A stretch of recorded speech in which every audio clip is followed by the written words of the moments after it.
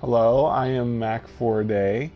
I'm trying to get my live streaming to work again. Yesterday it cut out and I couldn't get it to work. And I just tried it again and it didn't work. Hopefully it will keep working today. So far, so good. Well, I guess it's working now. Hello, Julian. Thanks for watching. I apologize if my live stream cuts out again. It might, but so far it's working.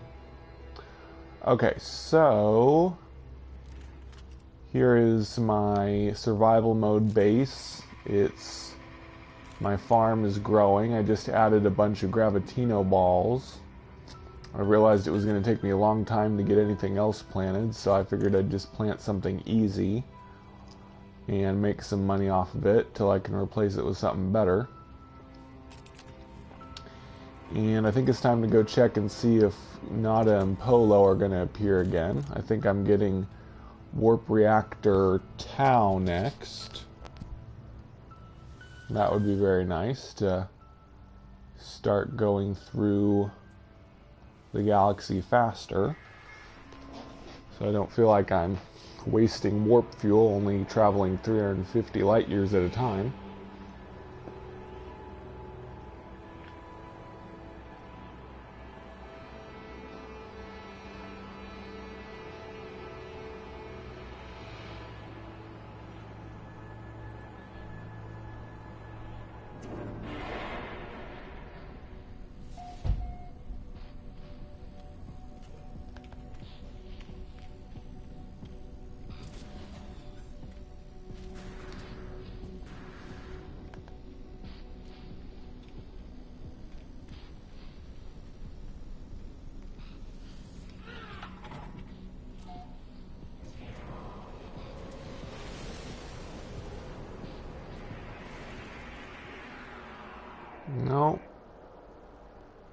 No, not a Polo yet. Let's try warping.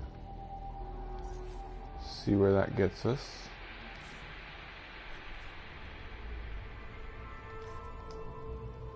Wait, I'm gonna try scanning first.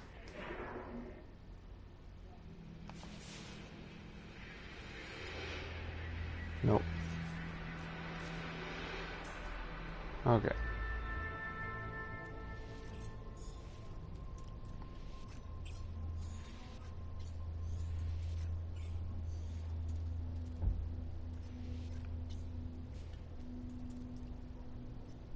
Perfect. Hope Nada and Polo appear soon.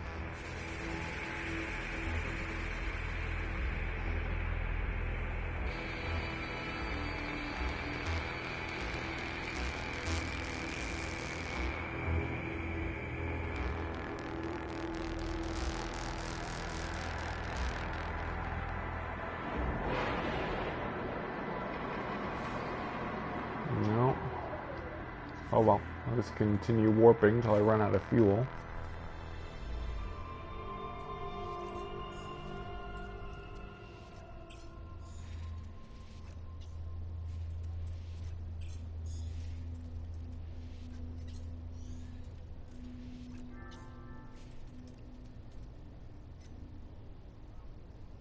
Oh, they're not? Julian says comments on my live stream aren't appearing for me. He sent me that in the PSN message. Yeah, my live stream's been pretty messed up lately. Seems to be working to record what I'm doing at least. But I guess I can't see the... Oh! My comments just appeared. New mathematician said hello. Hello, Mac Ferret for a day. Hello, new mathematician. Julian said, Mac, these anomalies aren't appearing for me anymore. And I'm on the Warp Reactor Sigma queue. So I'm pretty angry about it. How are you doing? Hi, Max Groot. It should appear again soon, Julian, if you keep playing like on a planet for a while and then warp, but for some reason it's not working for me either today. I just spent like several hours on planets and they haven't appeared for me yet either. Nor has a big space battle, which usually appears after about 2 hours as well. Whoops, too far. Let's see if I can go a little farther than that. Oh, darn it, I didn't mean to cancel.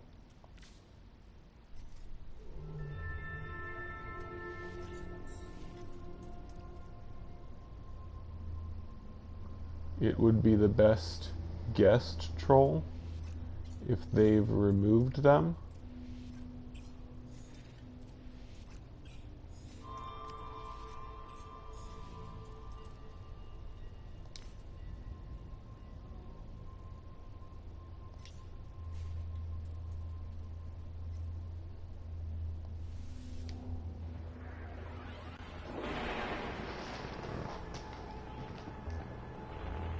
Oh, biggest troll.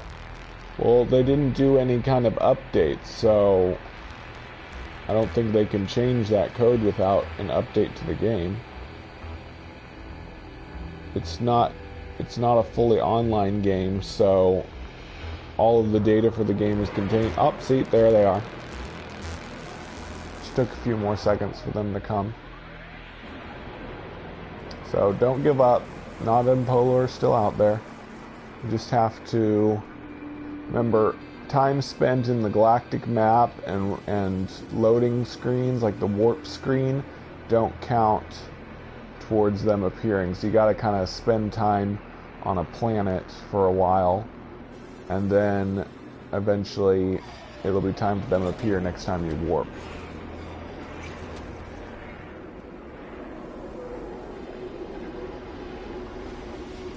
Well, new mathematician, the only way to get the warp reactor upgrades is from Polo. So if you're checking space stations to find them, that's never going to work. They're only at Polo. No, it's just based on time, Julian. The milestones are how you get stuff from Polo, but getting milestones don't make them appear. It's just time.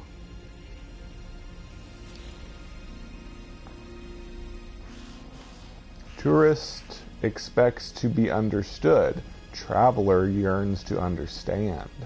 I am entirely unsurprised when my friend once again blames the mysterious accident for further gaps in their research data. This time, their files on alien language had been damaged, or so Polo claims. I feel exasperated, unable to conceal my suspicion that I am being manipulated somehow. The Gek watches me leave, sorrow in their eyes. Perhaps I shall return with words learned from spacefaring beings and from monoliths. Perhaps I shall not. Transmit language data. I present the data with barely concealed anger. Polo pretends not to notice and with a brazen wink rewards me. Warp reactor Tau. Woohoo! I need nickel and aluminum. Yeah, murine is one of the rarest elements. You can't see it on a space scan, and it's not on any particular kind of extreme planet. Murine is just very rare find. But you can search trade terminals. Sometimes they'll sell murine. It's pretty rare too, though.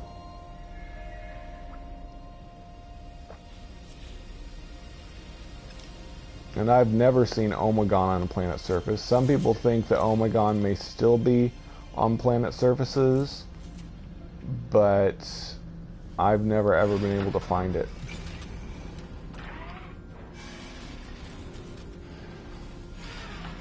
I've had to just buy it.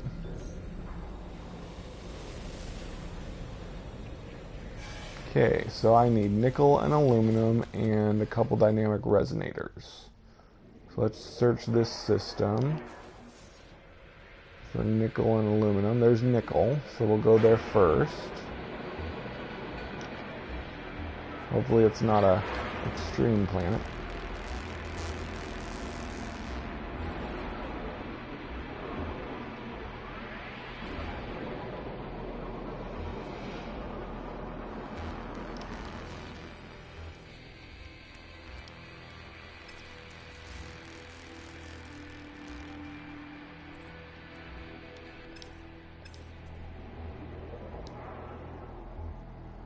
Yes, they fixed him. There used to be a glitch that he wouldn't give you theta sometimes.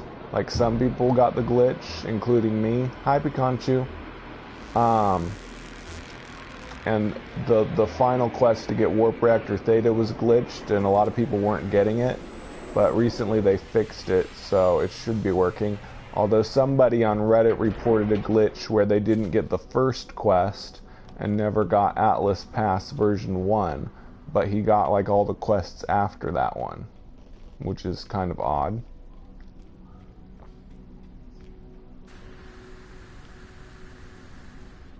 But so far I've done normal mode and creative mode and gotten Warp Reactor Theta, so everything seems to be working, at least as far as I've seen. And now I'm on survival mode, and we'll make sure I can get Warp Reactor Theta in survival mode.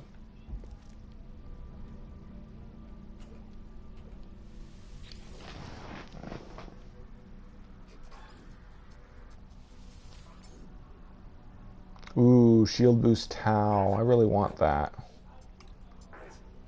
I think I'm going to do some nanite farming, because I really need that shield boost. So let's get as many dynamic resonators as we can. And I'll build a vehicle on the planet. What? Oh, there are. Darn, there's only 2. Oh well.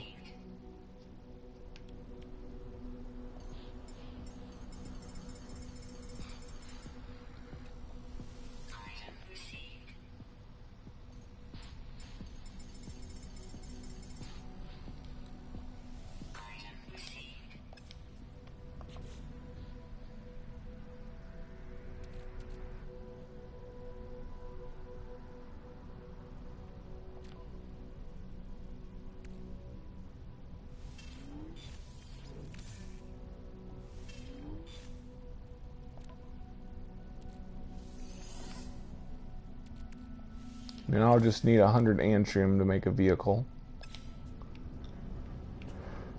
Hopefully I can find a planet with high frequency of buildings. That would make it easier to farm for nanites. I really want that shield boost Tau. I only have shield boost Sigma. It's very useful, especially in survival mode.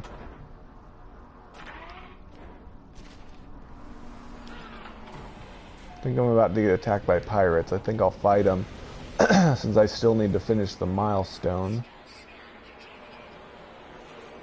for defeating ships.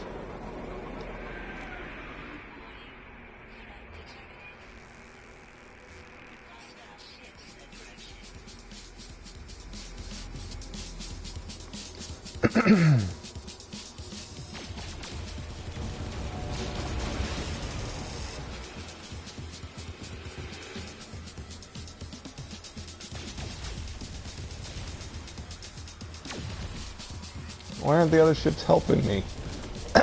Usually friendly ships will help you fight pirates. That one wasn't. You are cowards. Okay, let's go find some nickel and see if this planet will be any good for farming nanites.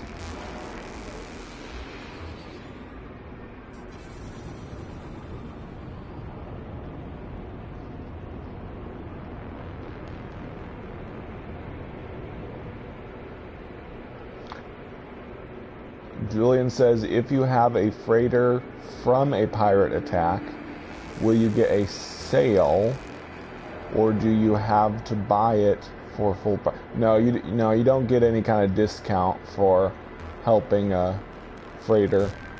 I've tested it. Like I checked what the price was before I took the reward, and then I took the reward and it was still the same price. And it was about what they usually are. So, no, you don't get any kind of discount for saving a freighter.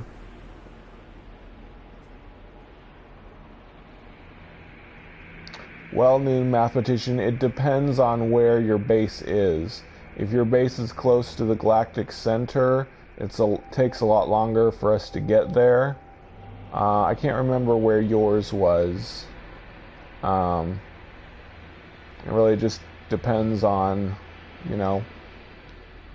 if a member decides to take your mission.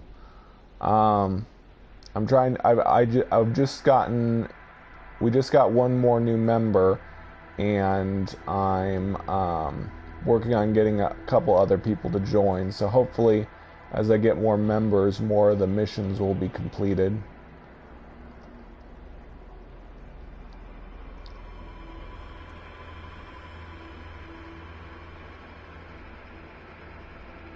That's cool, Julian. I'm not seeing a lot of buildings.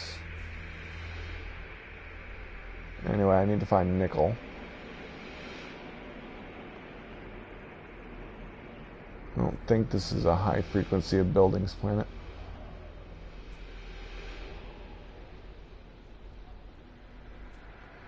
I see one, but I don't see any others nearby. Oh, that one's pretty close. Maybe this is a high frequency.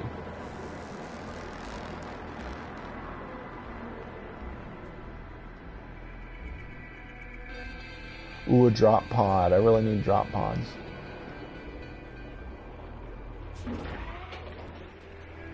Need more inventory space.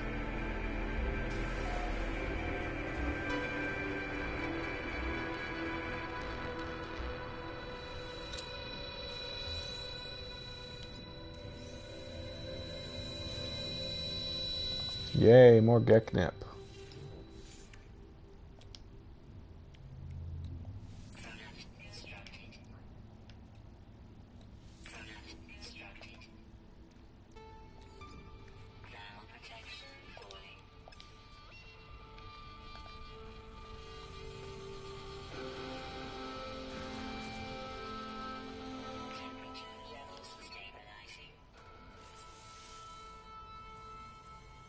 Oh, darn, I don't have enough money.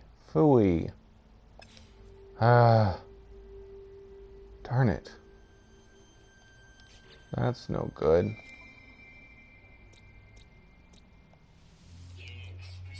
Well, that was a waste. Let's see.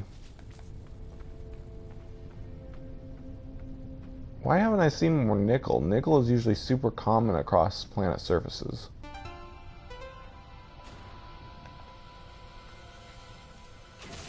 Ah, I hate that stupid glitch.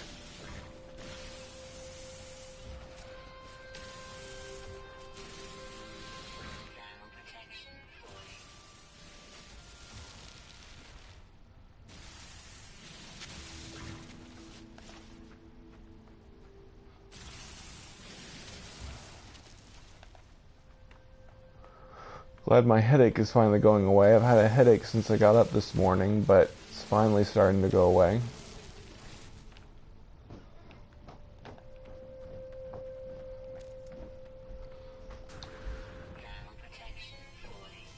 I'm off work right now since the school year ended. I'm a middle school teacher, and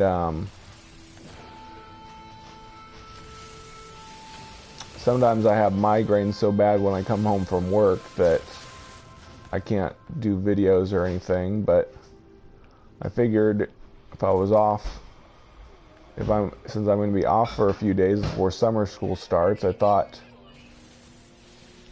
maybe I wouldn't have headaches so much, but couple days ago I had a headache so bad I didn't do any videos.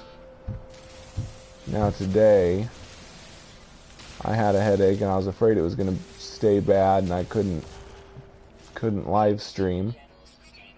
But my headache was going away enough that I figured I'd go ahead and do one. Just need 100 antrium. I think I'll go ahead and give this planet a try as far as farming nanites here. I'm sure I'll run into nickel along the way.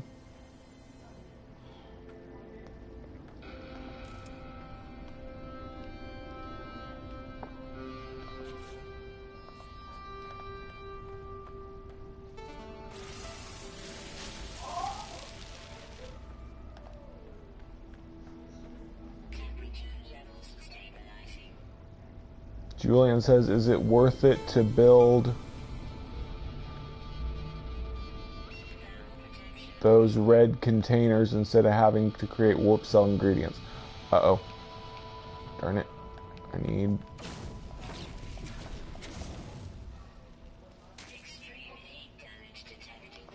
need to build a heat shield.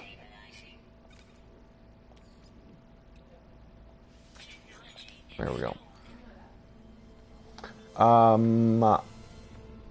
Well, Julian, it's hard to say. I don't know what you mean by worth it. It's definitely worth it once you have them because they keep giving you materials forever that help you make warp cells. If it's worth the time and effort that it takes to farm all the antrium and Corizagon and stuff, I'd say yes.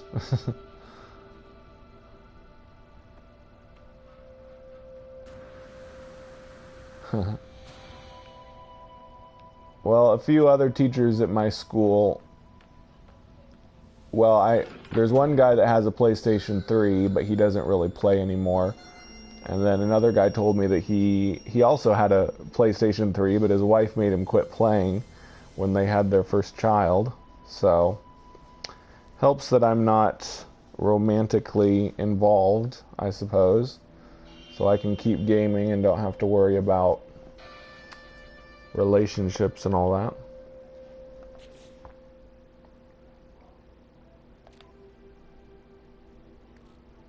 Ah, I'm one short. If I did get married and had kids, I would probably quit video games, at least until my kids were old enough and wanted to play video games with me.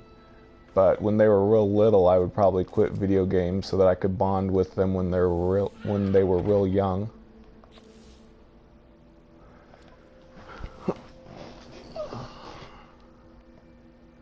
Now let me think. Yeah, I think I'll go ahead and build a vehicle here. Take a chance. I love how it just drops out of the sky like that. It's like you're having it dropped in from outer space or something. Okay. Let's do this. Make sure I have enough plutonium with me. Oh yeah, I have tons inside of here. I farmed some this morning. More than enough.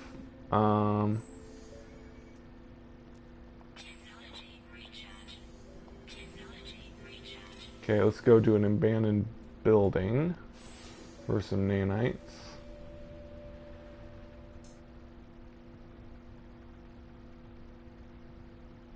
Good, it's only 6 minutes away. It's not too bad. If it was a really low frequency of buildings, it'd probably be like 15 minutes away. I had the antrium on me. Usually if you have all the raw materials you need to build something, it'll go ahead and let you build it. And there used to be a glitch where if you had the raw materials and you built something, it would build it for free and you would still have the raw materials, but they patched that out. That was definitely a bug.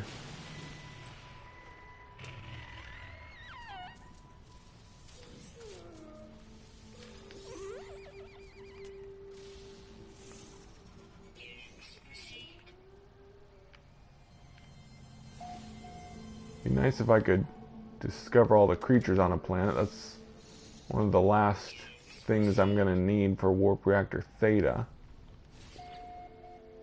Let's see. Ooh, there's not too many creatures on this planet. I might be able to do it. Problem is, though, it's a lot harder to scan the creatures when you're using the vehicle. Oh, there's nickel. I knew I'd find it pretty quickly.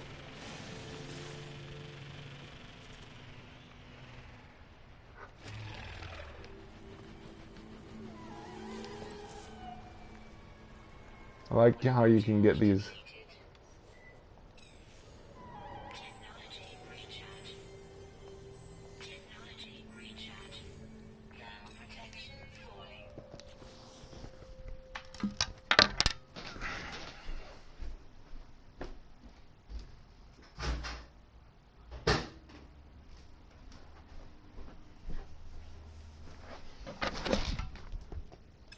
I like how you can get weird shapes sometimes. Look at this, it's like a tiny little nickel arch. Like usually nickel is like a really big arch. This one's tiny and has a weird bump at the top. It's like, what in the terrain generation causes these weird shapes sometimes? I don't know.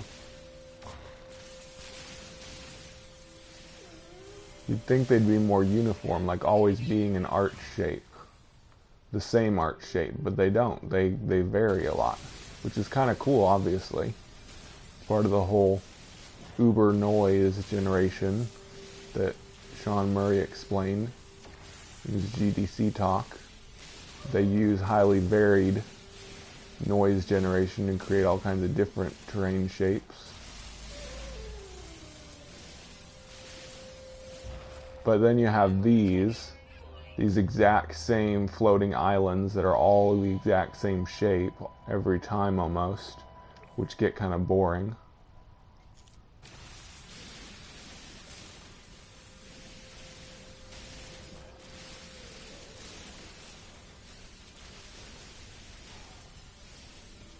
Actually, it looked more like a wedding ring to me, Jacob. I don't know what you were seeing.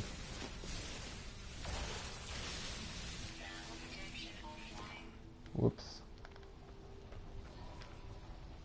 No, don't hurt me.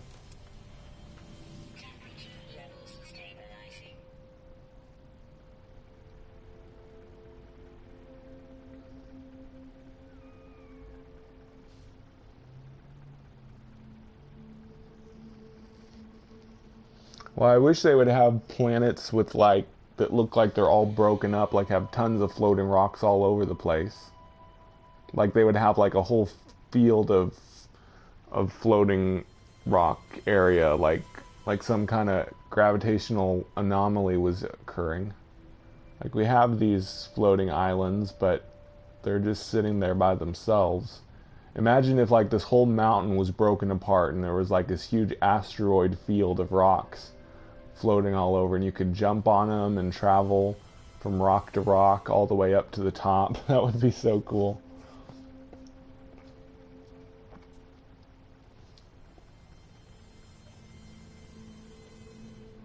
I wish they could make it so that there could be a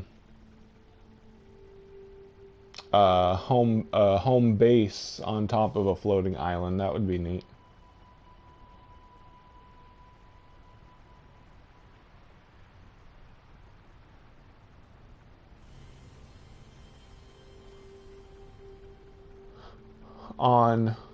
Well, if you're on the web browser, it always says that you can't go to comments, but if you're on the PlayStation version of YouTube, it should allow you to comment.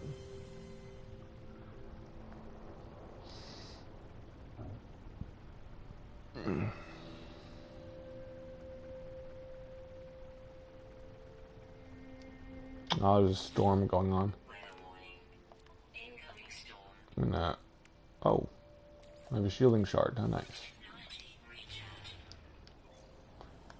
See, I need a lot of nickel.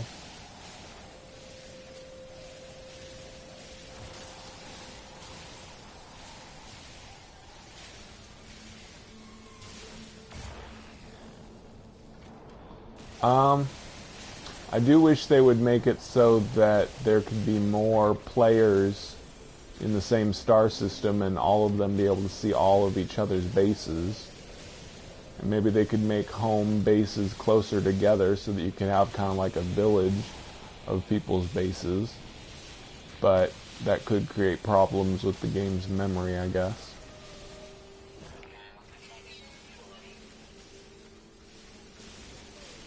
Well, I'm on PS4.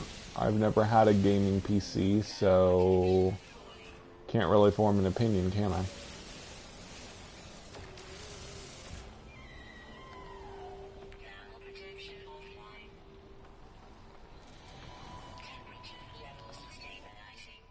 I like my PlayStation, but it would be nice if I could have mods like on PC. But on the upside, as far as No Man's Sky goes, PlayStation version is much more stable. Depending on what your PC's specs are or whatever, it's very likely you might have a lot of crashes even now if you don't have an advanced enough PC. Some people could say they can't even start the game. Like they own No Man's Sky on their PC, but it never loads in the first planet or anything. So I definitely prefer having a very stable game on PlayStation.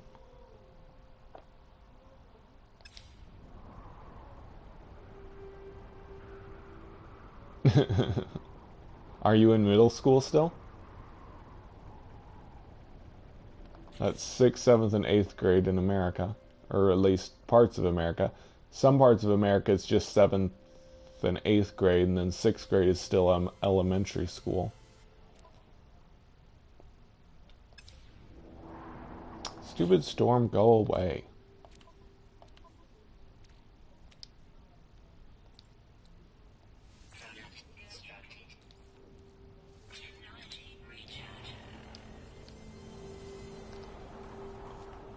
Still gonna need a lot more nickel than this. I think I need like 800, or is it 600?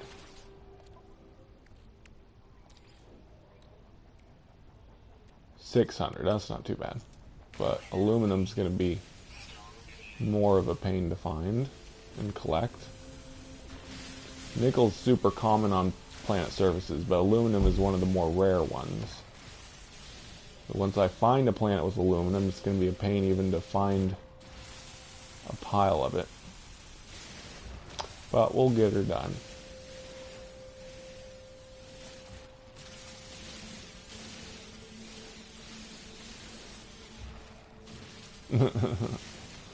Yeah, I don't know about that. We did do a science unit about the NASA rocket competition.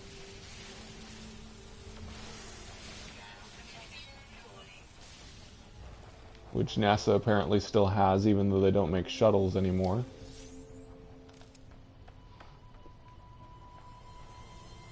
At least the storm stopped.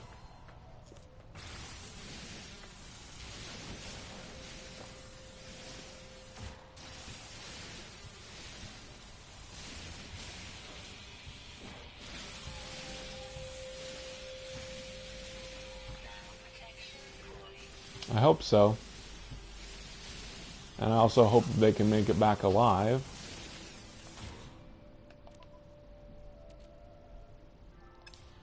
Uh-oh.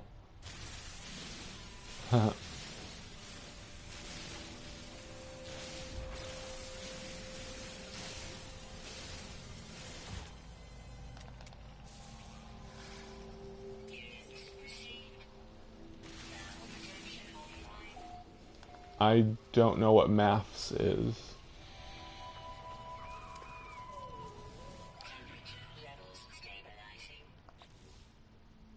Need more iron.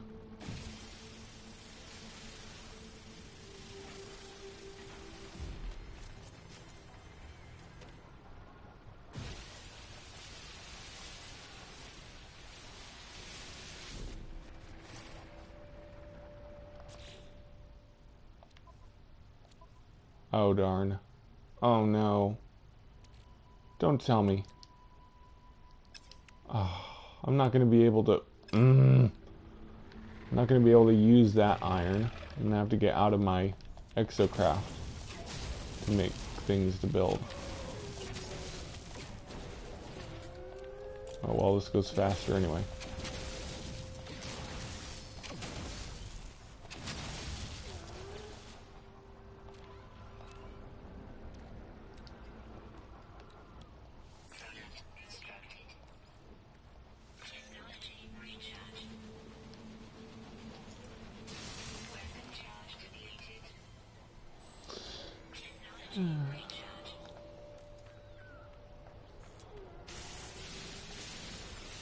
I teach special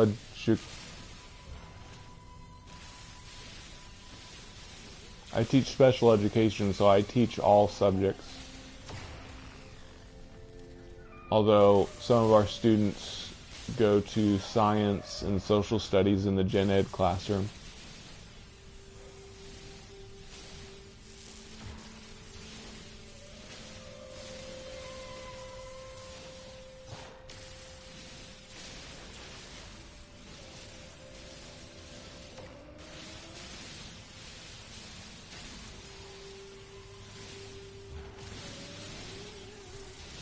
Yeah, there are S-class multi-tools.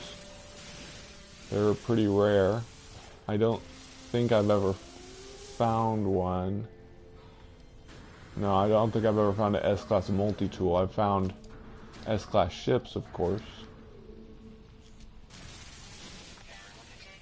And I've found a few alien multi-tools, which are the best class. Where'd my vehicle go? Uh-oh. Oh. Extreme heat damage detected. Temperature levels stabilizing. Okay, back on the road. Let's see, how close am I? Not enough yet. Still need more.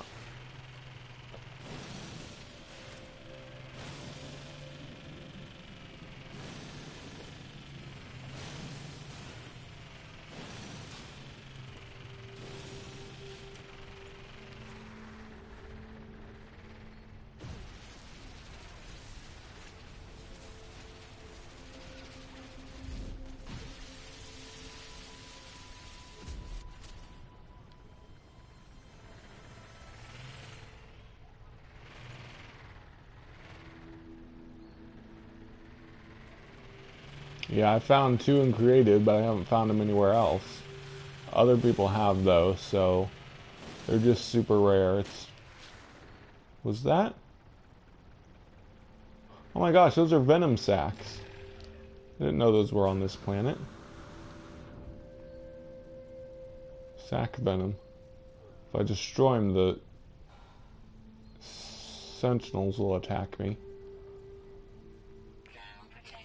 I don't really need them. They're not worth that much money. That was unexpected, though.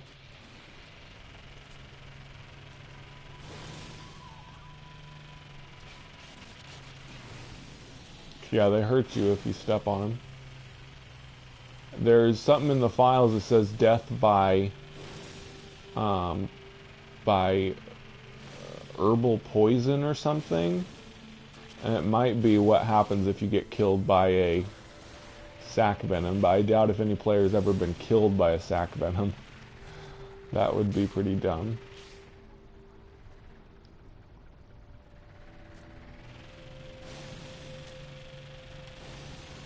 But when you die, it tells you what you were killed by. Like, you know, enemy ship or sentinel attack or falling damage. High speed impact is what it says, not falling damage. But being killed by a whip vine or a venom sac might tell you that you're killed by plant botanical poison or something. I don't know. You can't kill yourself with your own multi-tool. Even if you shoot the ground with the grenade at point blank range, it doesn't do any damage to you.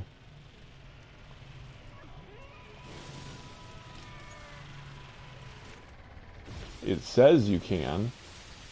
There's like descriptions on the grenade upgrades that say please be careful not to hurt yourself with it, but you actually can't.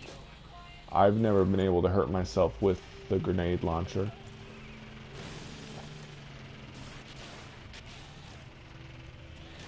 Sac venom doesn't seem to be more common.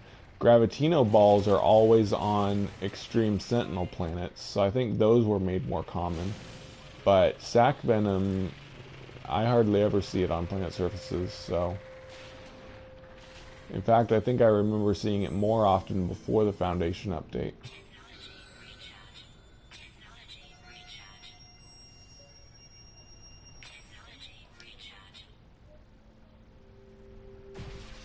I've never seen... Okay, here, you want me to prove it? Okay, watch my shield. Well, my shield isn't full right now. But it's not going to go down any if I shoot the ground. See? Look, it didn't go down. It's going up. I'm shooting the ground with grenades. And the grenades are not doing any damage to me. I don't know how... Is there like something else I'm supposed to do with the grenades to make them do damage to me? Because it doesn't do damage when you shoot the ground right below you.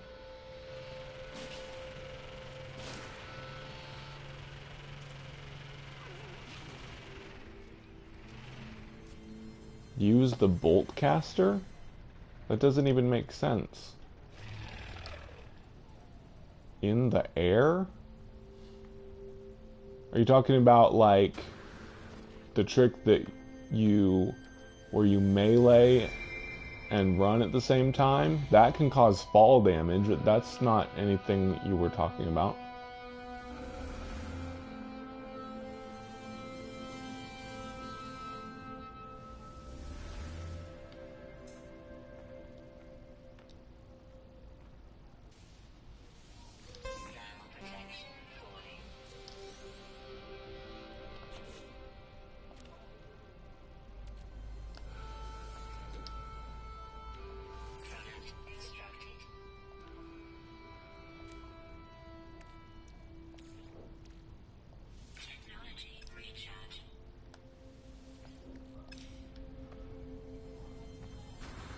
Yeah, that's just falling damage that happens when you're using that trick. That has nothing to do with killing yourself with grenades or your own multi-tool's attacks. Your multi-tool attacks can't hurt you. Only the fall damage that gets created when you use that melee run trick. That's the same as if you just jump off of a cliff and take fall damage and die that way. And when you regenerate, it says high speed, death by high speed impact.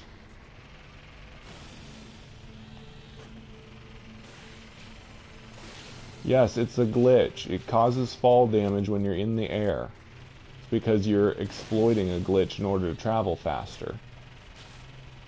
It's still going to say death by high speed impact if you die that way. The same type of damage. But the multi-tool isn't allowed to hurt you with the grenade launcher or its other attacks.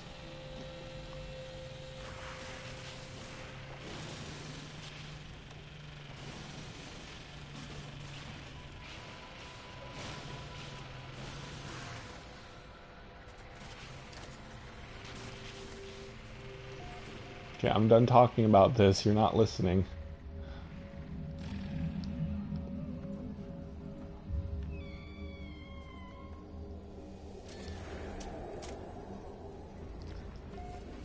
I'll be right back. I need to get some food.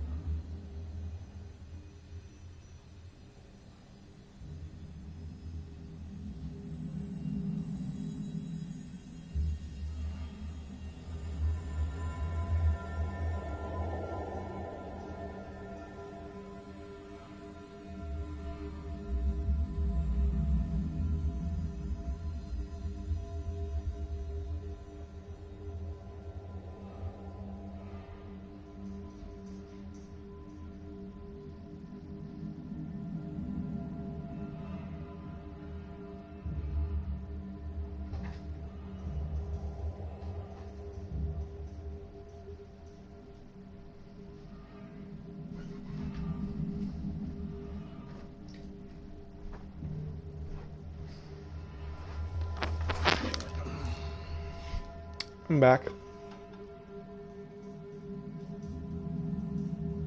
Oh, that's too bad, PM Collector Boy.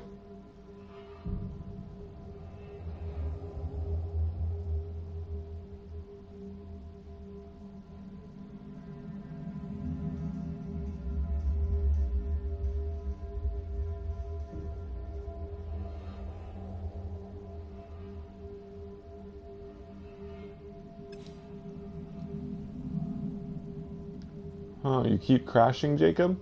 Will it let you load your save? Or it just keeps crashing while you're playing?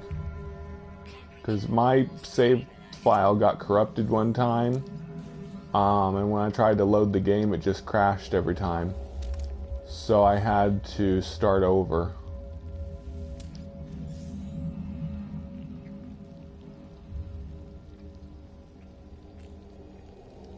If you're just crashing in game, you just have to save more often, I guess.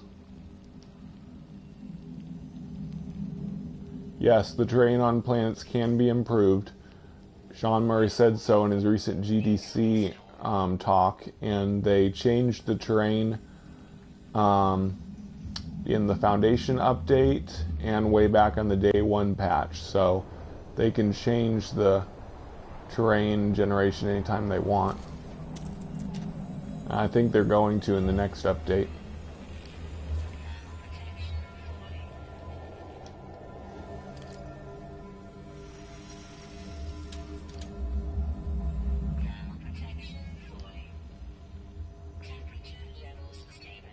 The most beautiful ship. I don't know. There's a lot of different fighter types that I like.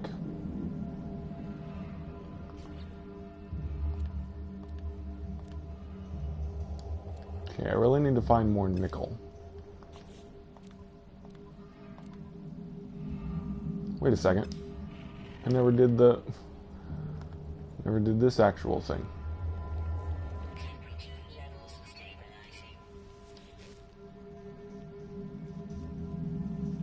No, there's 7 planet templates.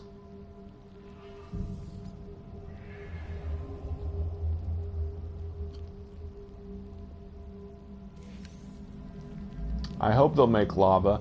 There's a sound file that says warning extreme subterranean temperature that isn't used yet. So hopefully they're going to add lava, and then if you dig downward, the heat starts to increase, and it gives you that subterranean heat warning before you reach the lava or something.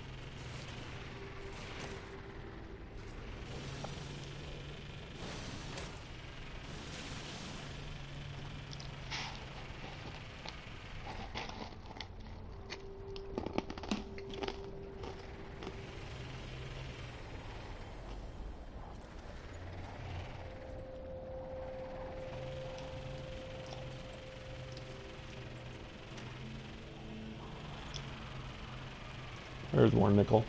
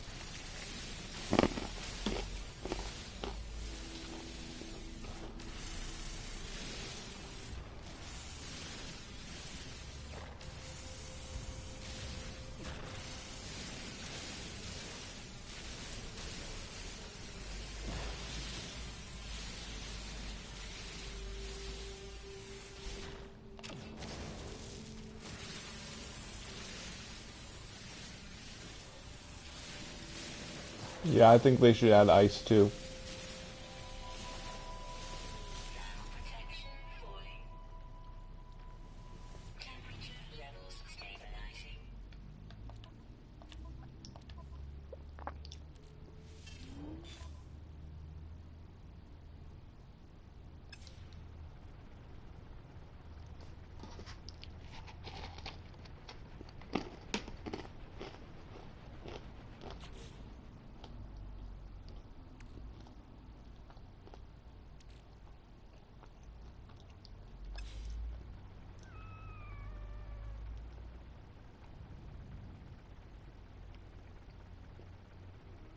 Well, Julian, it's another universe. It could be any kind of liquid. And plus, even liquid on our planet, if it's got enough salt in it, or if it's not actually water, it could be that cold and not freeze. Or if it's moving, obviously the water in this game does not move, but no one ever said that it's H2O. But yes, I wish there would be ice, whether it makes sense or not.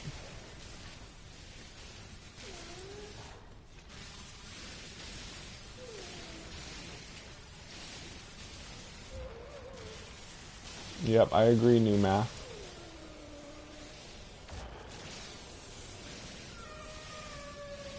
We need more spatial anomalies and weird stuff in space.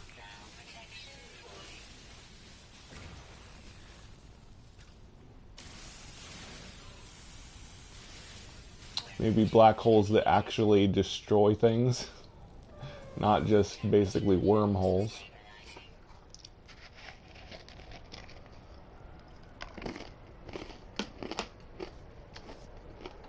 Yep, or a swamp planet, like Dagobah.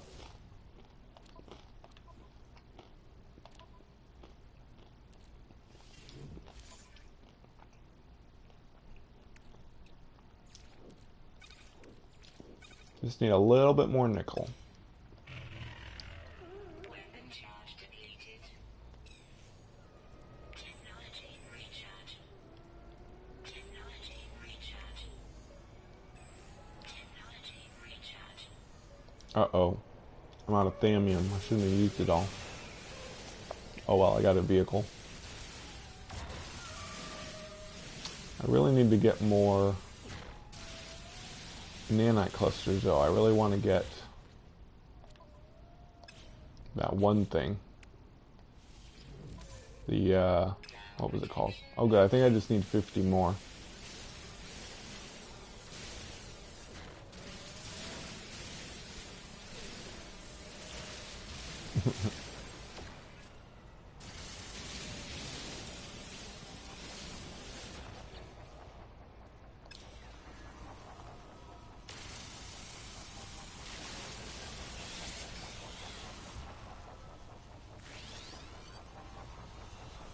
Protection offline.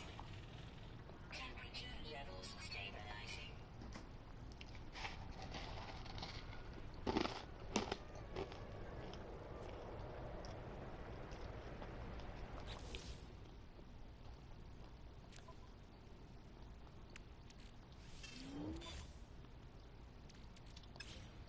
Tiny bit more.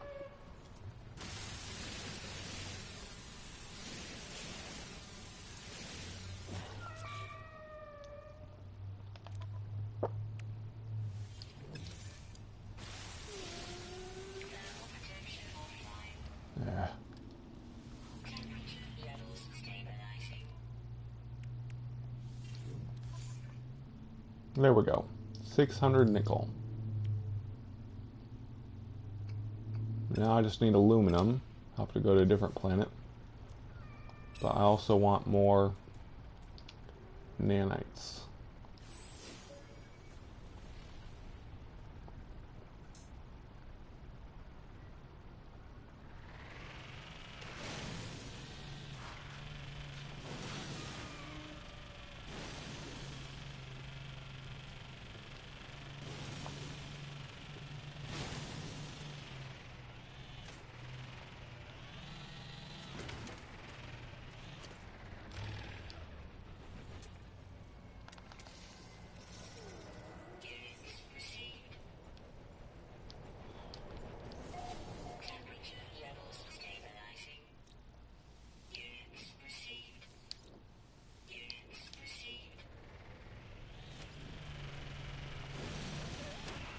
Oops.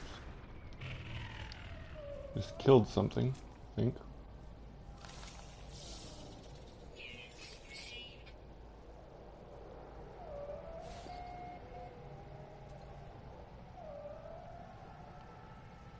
Oh, it was something I needed to scan.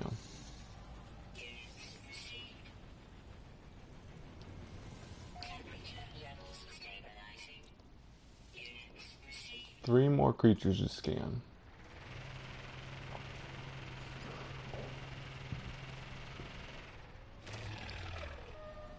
Now what am I doing?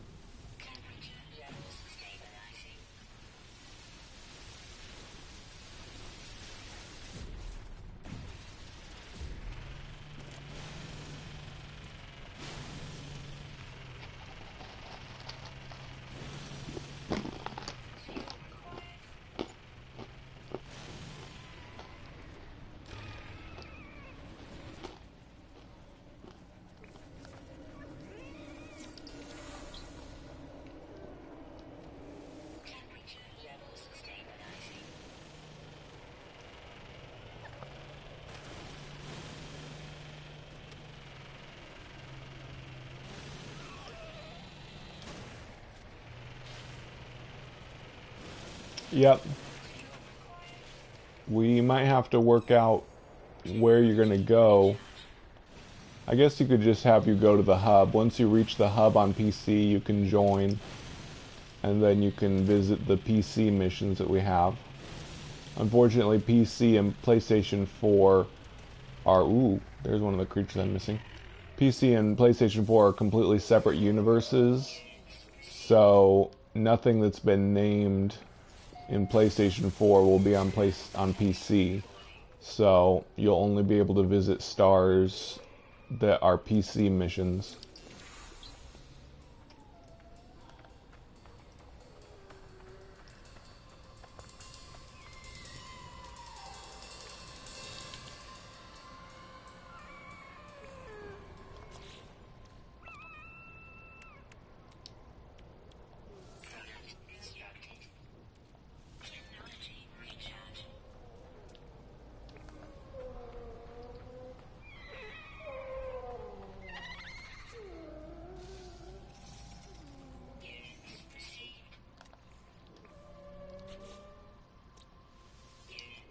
Just missing two now.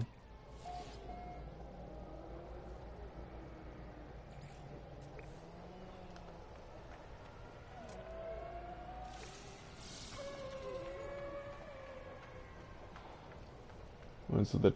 Oh, I wonder if it's subterranean creatures.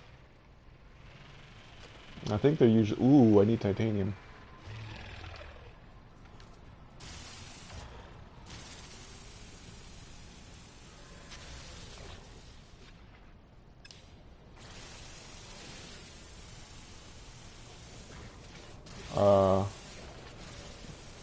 PS4 controllers? No. There's a Steam controller, but I don't think you can use a PlayStation 4 controller.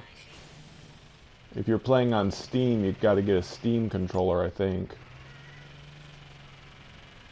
They had a patch early on after the game came out to make Steam controllers work. Apparently they forgot that.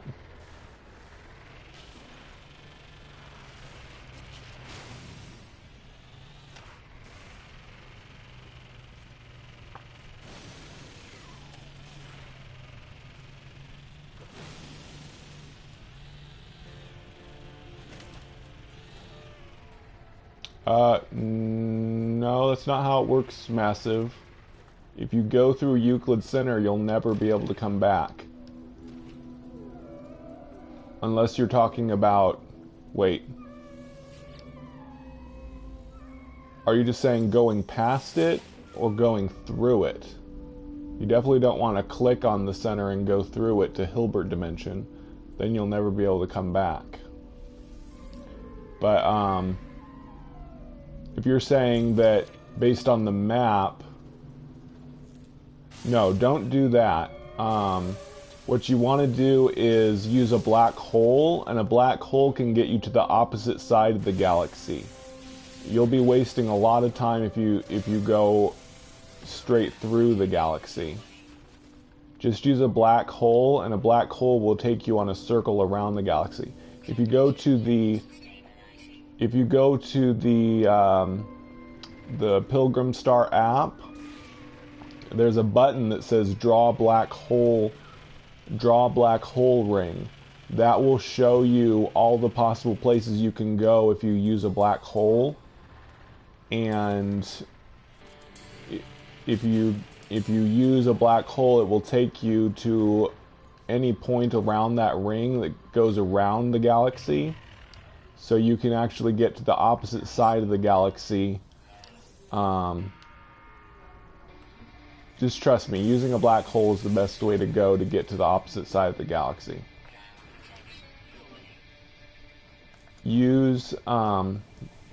Save your game, use a black hole, and then see where you are, and then reload a save until you get somewhere closer to the galactic hub.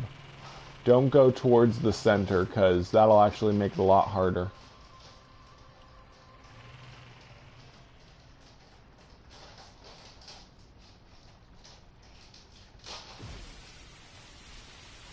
Yeah, going past the center is a bad idea. That's just going to take way more time than any other route.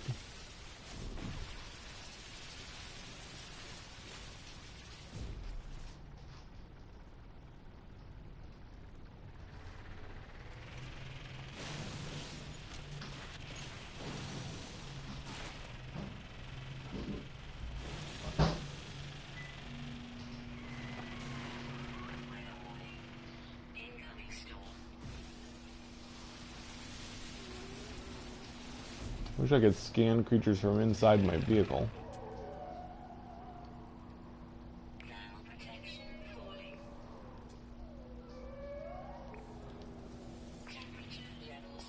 I really need to save. I haven't saved in a while.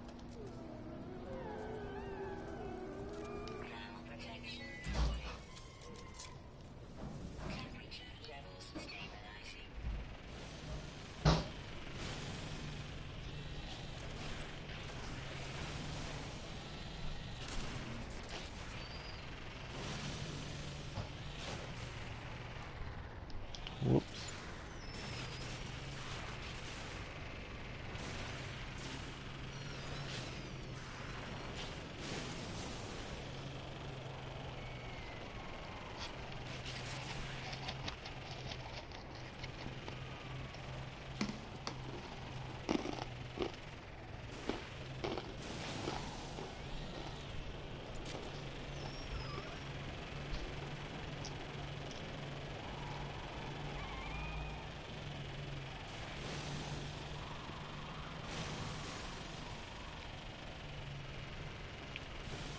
Me,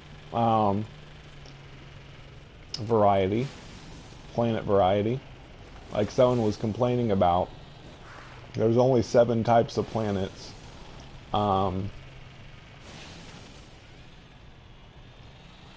Lush, dry, hot, cold, radioactive, toxic, and empty.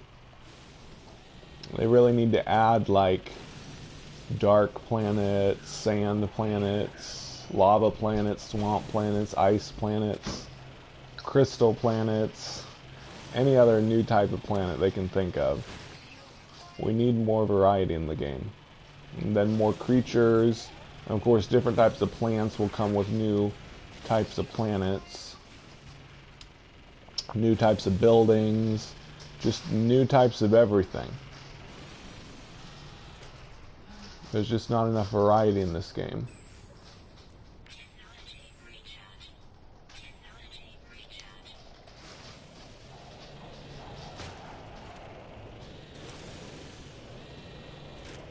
You mean trading with players?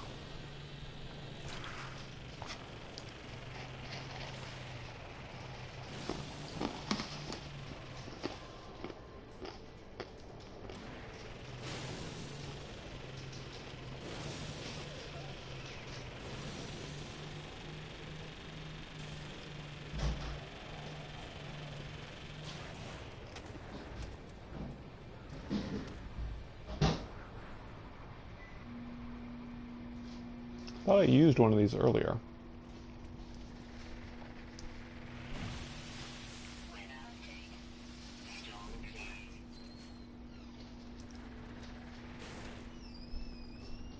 Oh, I did. It's behind me.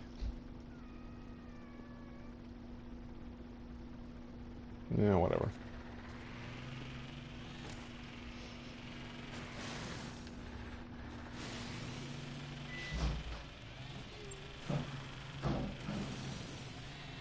Well, what I was thinking is it would be cool if you could name a star cluster and you could like make a whole star cluster to like your empire, and like you would get notifications every time something happens in one of the stars in your star cluster, and there would be like a guide that would pop up, you know, like a path that would lead you to a star where something's happening, and like you could defend your star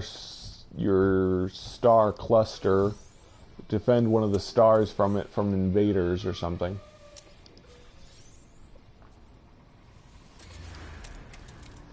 Huh, that's weird.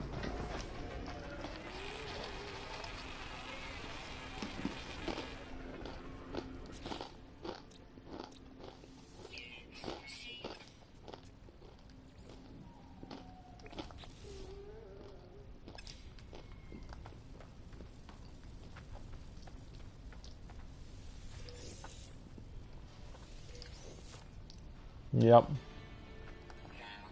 You'd basically own a star cluster and you would do missions within that star cluster, establishing trade routes or smuggling routes within that star cluster. Kind of like how the hub is, except the whole star cluster would be yours. And you could do whatever you want within it.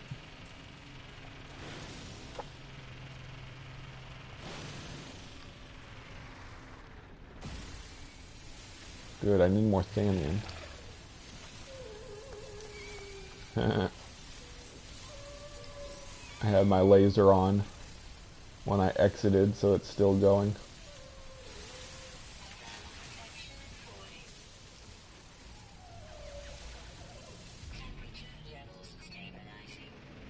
Subdivide the suit, like between tech and inventory space. That would be nice.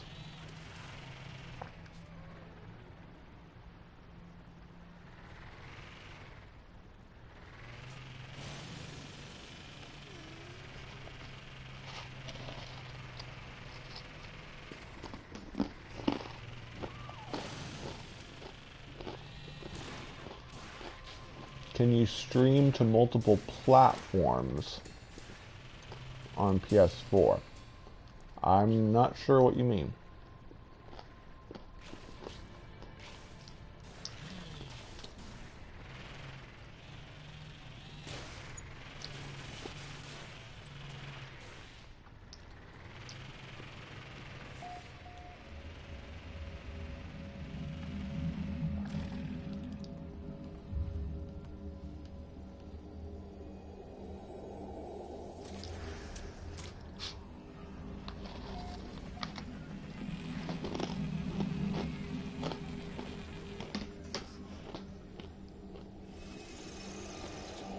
No, you can only, on PS4, you can only stream to two things, one thing at once.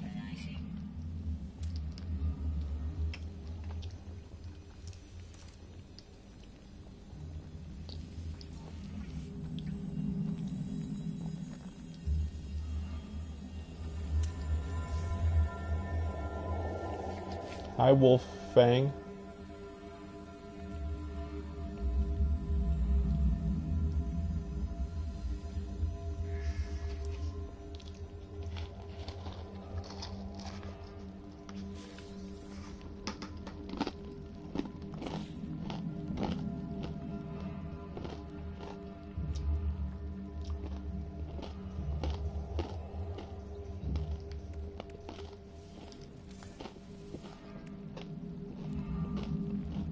There, that should be enough for the shield boost. So I'm going to head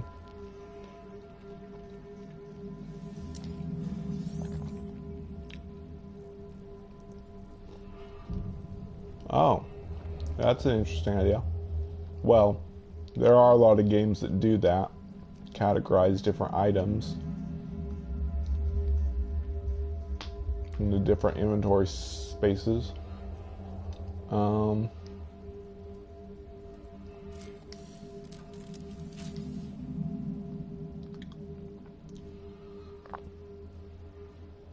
Need to go to a colonial outpost, so I don't have to go so far to get back to my ship. Hopefully. Good, that's real close. Temperature levels stabilizing. No, you cannot buy any of the warp reactor upgrades in space stations. People have said you can, but I have never been able to find one. So I really don't think they're actually in the space stations. I'm pretty sure Polo's the only way to get warp reactor upgrades now.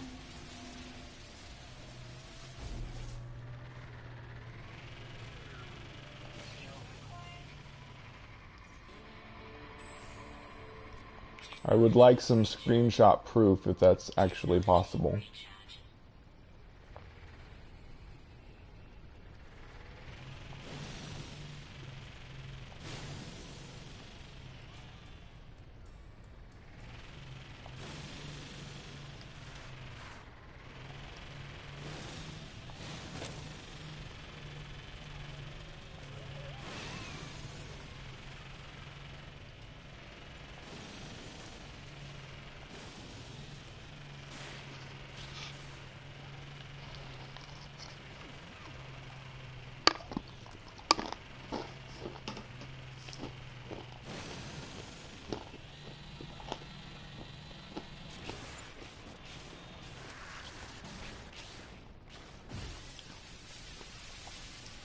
Oh, titanium, yay.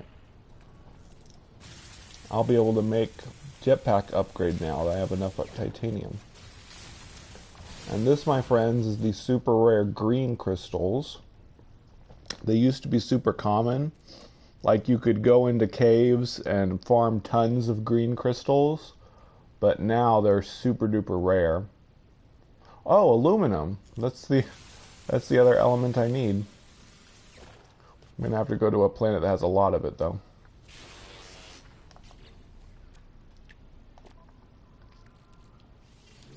But it's a start. Temperature levels stabilizing. Hostiles approaching. No, it was after Pathfinder that they stopped having warp reactor upgrades pre-installed into ships. After Foundation, there were still plenty that had warp reactor theta and stuff pre-installed, but Pathfinder, they got rid of that because... What was the reason I was thinking about? I'm not really sure why they got rid of it, but maybe just so that it wouldn't be so easy to get a ship or he had warp reactors, so that you would have to do Polo's quests in order to go to blue stars and such. Something like that.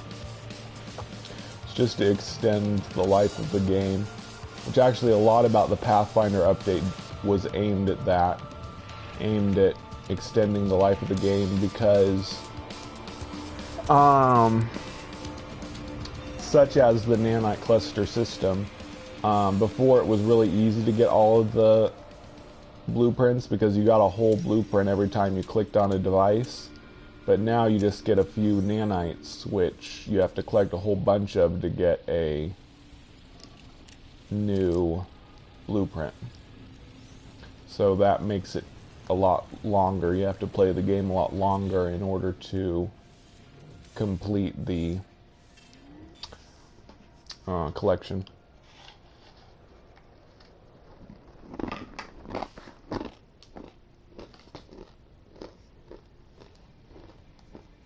Thermal protection falling. Temperature levels stabilizing.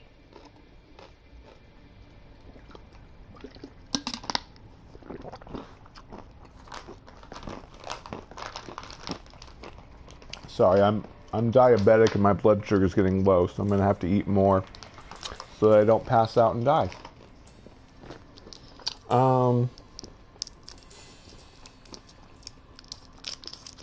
Yeah, I wish they would make nanites drop a little bit more, like, I don't know, get 50 nanites from a device instead of 10.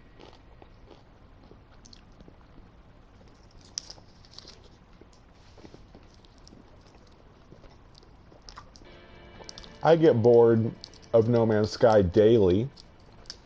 I can only play about 4 or 5 hours before I have to turn it off and watch YouTube or something.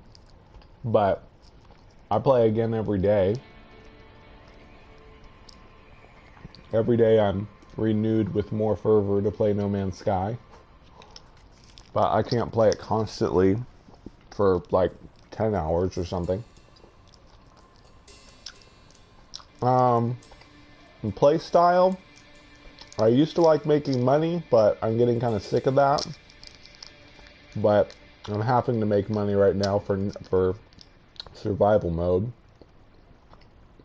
And I would like exploring, but like I said, the current planet types are getting boring, so I don't know. You kind of have to have a mixture of play styles in No Man's Sky. You have to make money, at least if you're not playing creative mode. And you have to be a survivalist if you're not playing creative mode. Creative mode is the only mode that you can just explore and not do the other parts of the game. Combat, trading, and exploring, and survival are the four main pillars of the game.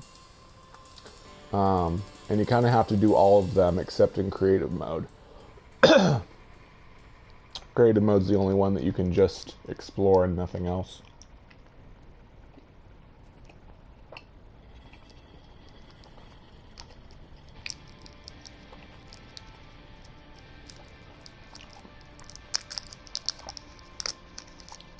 My problem is I can't play any other games without wanting to play No Man's Sky. If I play something else, I'll get tired of it pretty quick and want to come back to No Man's Sky. I'll be right back.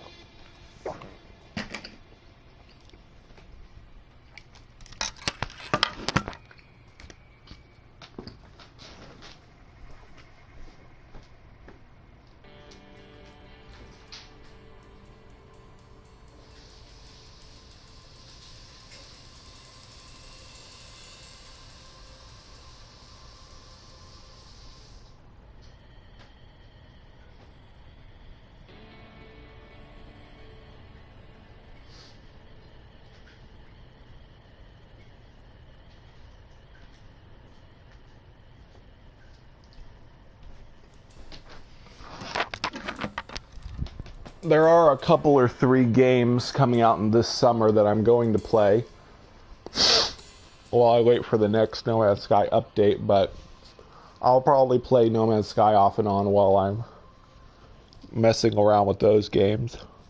Rime, R-I-M-E, is a game on PlayStation 4 that's coming out Friday, which I pre-ordered, which I'm going to play a little bit, but it'll probably only last about a week because it's definitely a kind of game that ends. By the looks of it anyway. It's not procedurally generated like Minecraft or No Man's Sky, so it will have a beginning, middle, and end.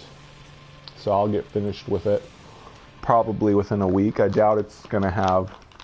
It's only $30, so who knows? It could be just a few hours like Abzu and Journey before I'm done with it, so we'll see. I'm sure it'll only last a week at tops. But then the other thing is Elder Scrolls Online is having the Morrowind expansion June 6th. I'll definitely get that. But that too will probably last me... I'll be done with it by the end of June, I'm sure. I'm starting to lose interest in Elder Scrolls Online. But I definitely want to explore Vardenfell, so There's that.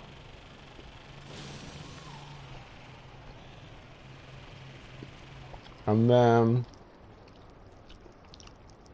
I'm hoping No Man's Sky will have an update by July.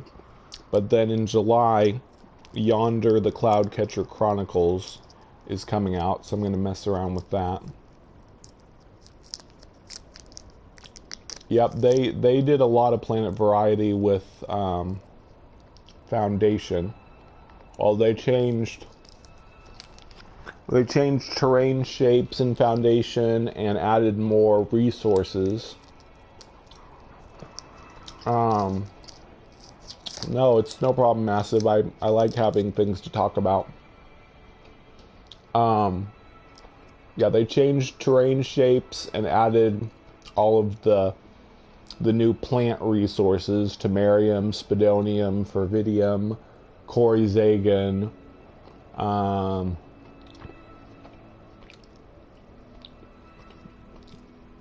There's one other. Spidonium, Fervidium, Temerium, Corizagon. I think there's 5. What's the 5th one?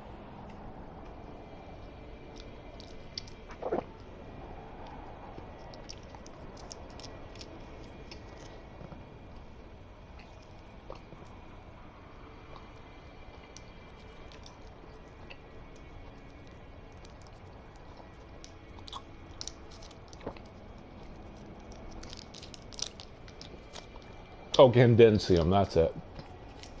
Candensium. They added all those plant resources in Foundation, which gave you more of a reason to go to different types of planets. Whee! I like these steep inclines. Crash. They should probably add falling damage to the vehicles, but I'm not complaining.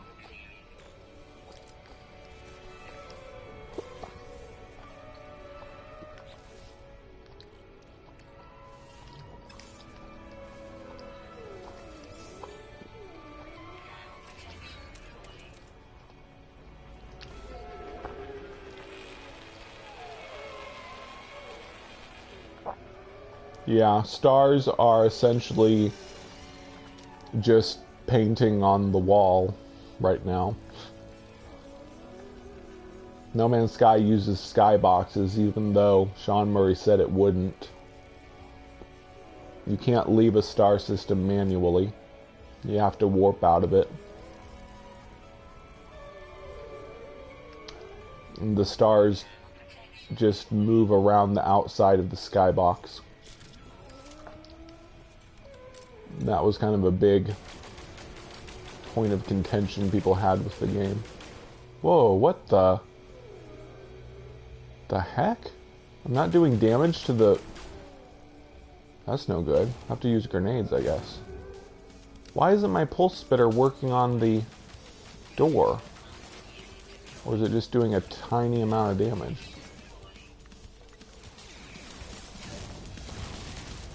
There we go.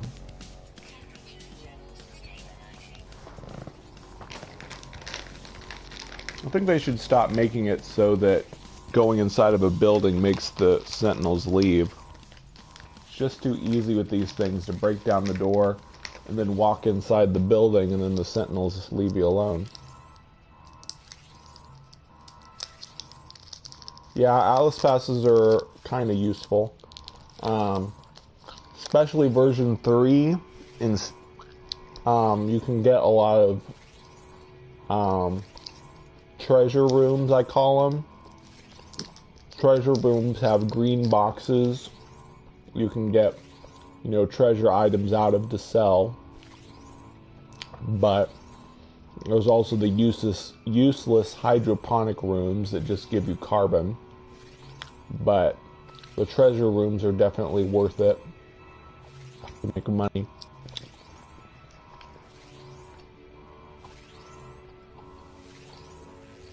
Sorry, I'm going a little slow here. I happen to eat some candy to get my blood sugar back up. It's a shame I didn't find all the creatures while I was here. Oh, No, it's just another variation.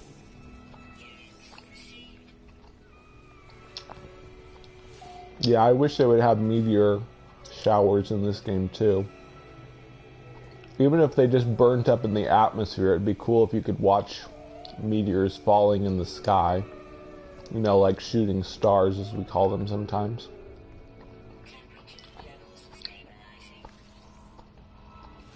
It would be a cool effect to see in the sky, at least.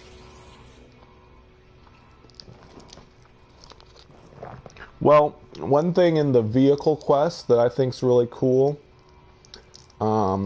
it talks about, in the final prophecy of Null, it talks about the destruction of realities, which I just read in the No Man's Sky Portal subreddit.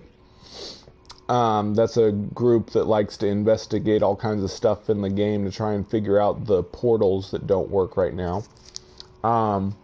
One guy, well, several people have played the 1.00 version of the game, which if you have a disc copy of the game, you can play. That was before the day one patch, 1.03.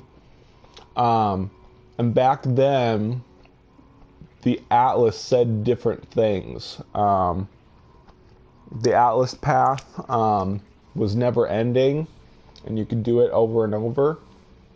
And there was never an 11th station that ended the path. There was just a cycle of 10 Atlas stations that always say the same 10 things and never stops. Let me get my blood sugar back up. I'm not going to be able to think straight.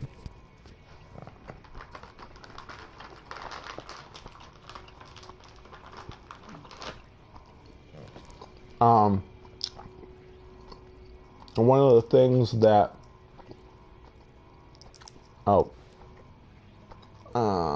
yeah, save data. One of the things that the old Atlas paths would say, one of the old things that the Atlas stations would say, ooh, yay, that's a good thing. That's going to be really useful. Darn, now I forgot what I was going to say. They say old Atlas stations would say, they would allude to the fact that different players play in different dimensions. I'd say that each travel exists in their own reality, which is true. We can't see each other. We're basically in different separate universes that get generated independently.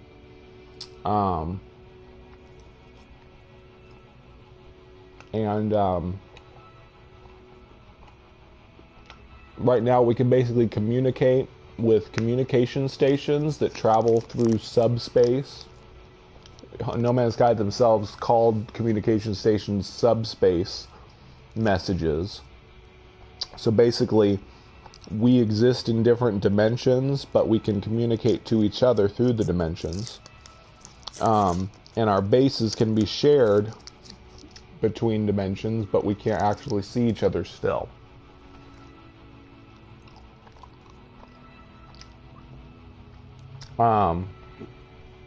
So then in the vehicle quest, where it says the destruction of realities, that makes it sound like we travelers will be at risk.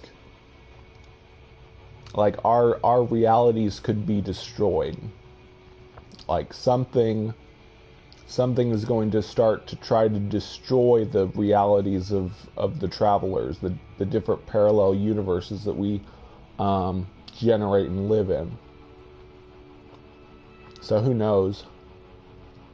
That's just my idea that I'm thinking about.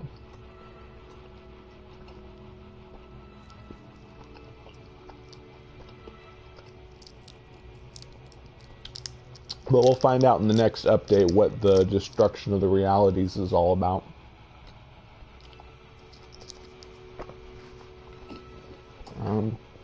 definitely looking forward to that.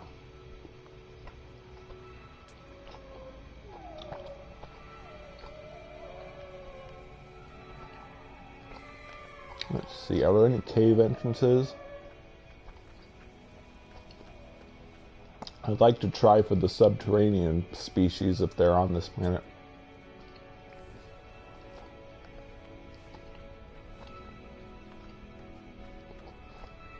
Yeah, maybe. And the one part when you go to a monolith in the vehicle quests. Sorry for talking with my mouth full. Gotta stay alive and all that. You go to a monolith in the vehicle quests, and at the end of the conversation with the monolith, it says that there's something behind you watching and breathing. So I don't know if that's maybe an evil traveler or some other kind of entity that's going to be responsible for the destruction of realities. I don't know. But it definitely seems like there's going to be some kind of an antagonist that they're going to add in the next update that's going to be involved in this whole destruction of realities. Well, I don't see any subterranean species. I may not be able to find all the species on this planet.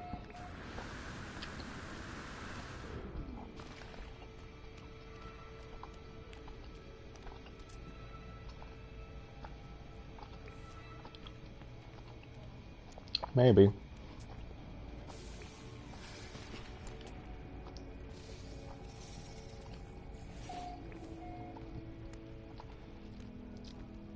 Another thing in the old vanilla Atlas files 1.00, it makes a lot more allusions to the creators of the universe, which of course is the Hello Games team.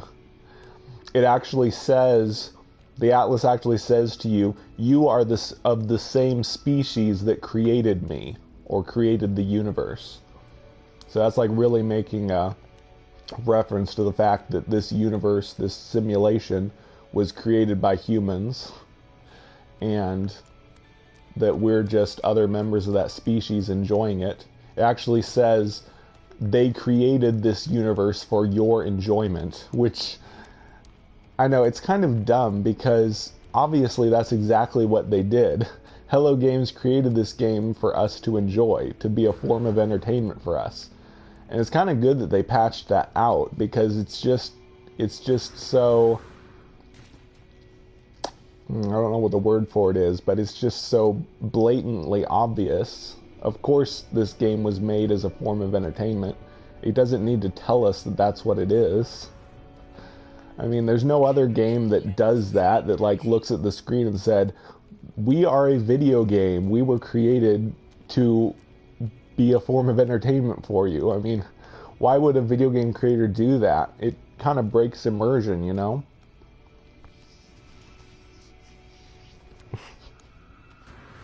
So it's really not all that crazy to say that Sean Murray would actually put himself in the game and then talk to you.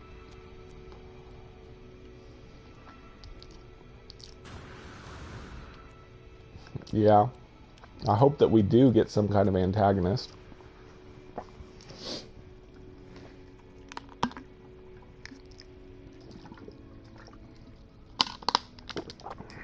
Anyway, doesn't seem to be any subterranean species, so guess I better get going.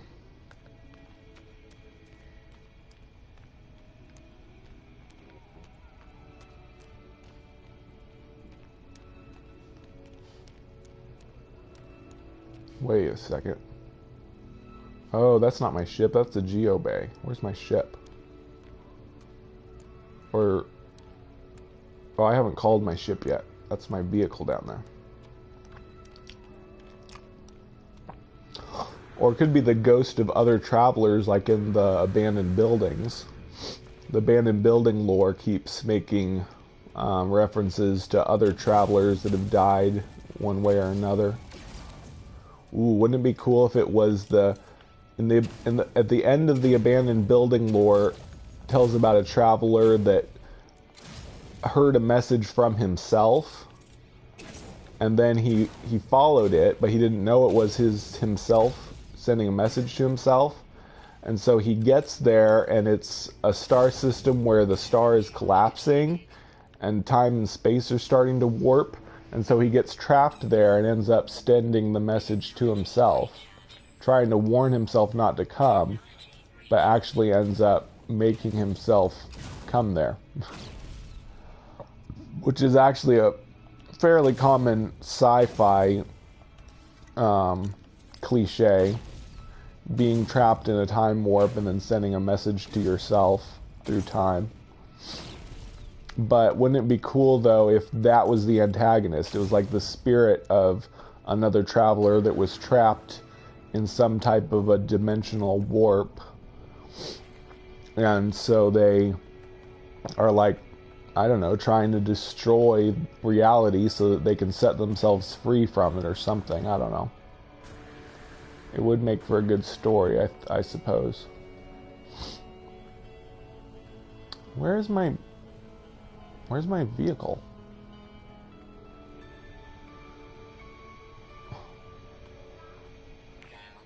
I see it on my compass. Oh, there it is. How far is it? There it is. Okay, now to call my ship and get out of here. Yeah, some kind of new storyline. Who knows what they're planning. They have a new writer, Greg Buchanan, so hopefully he's got some good ideas that will make for a engrossing storyline. Yeah, I need a bypass ship. Before I lose my protection here. Ah. There we go. Hurry! No!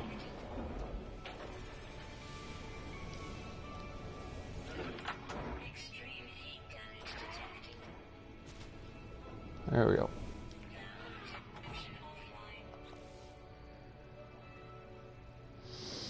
Okay, I got lots of stuff to sell.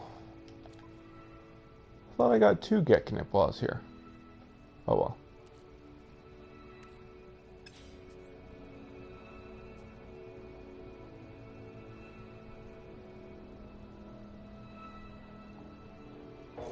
Well, actually, in the vanilla Atlas messages, it actually says, the Atlas says that this universe is its hell. That the Atlas is trapped in a hell that it can never escape. Which I'm not surprised they took that out of the game.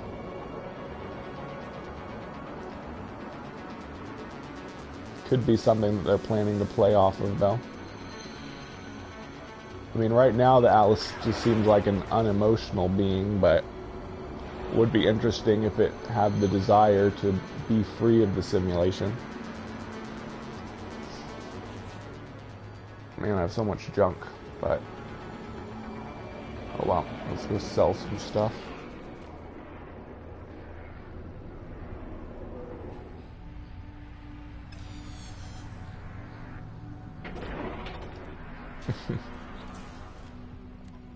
If you like theorizing like that, check out No Man's Sky Portals.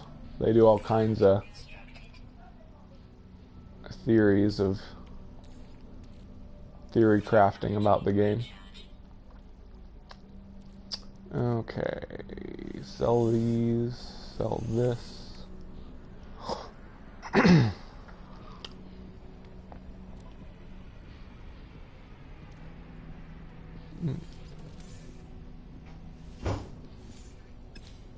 And I don't think it'll be a horror game, really. It can have an antagonist without being horror. Whoops. Although, there's files for a very scary looking creature called a spider. It looks kind of like those crab creatures, except has more of a monster face. Could be another variation of it that they're just planning to add.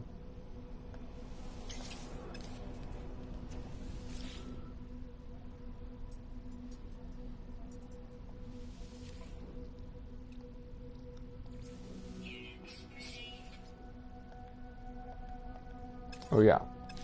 Time to buy the shield boost. Excuse me. Shield boost towel.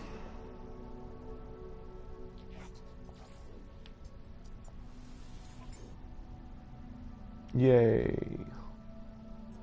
Just barely had enough. That's going to be very useful. What do I need to build it? Gold. There was gold on the planet I was just on. Guess I'll have to go back down there and get some more. Get some. Let's see, is there anything else I need to get rid of? Man, this is gonna get so full before I'm done.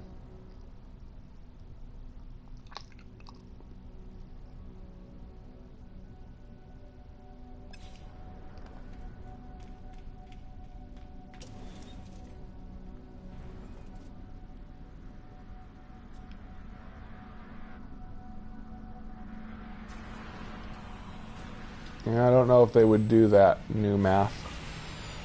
It's supposed to be a procedurally generated game. They wouldn't make a pre-baked planet.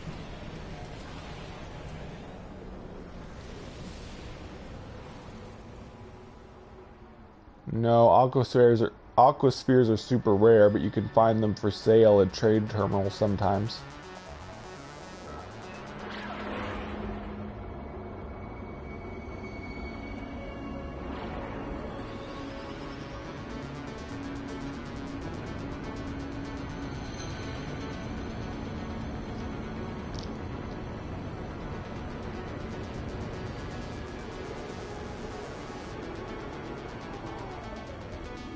Well, there's gold.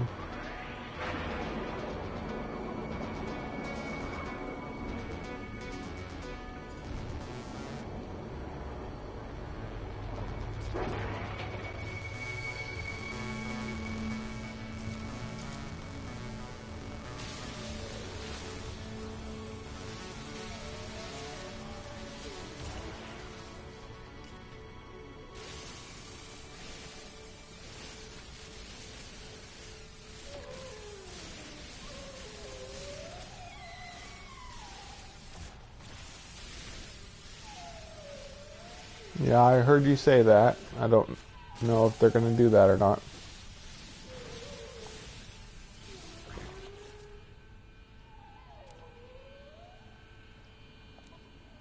Thermal protection falling.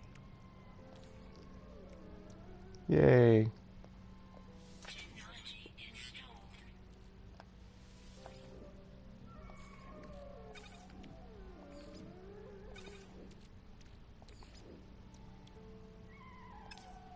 I go make the jetpack boost too.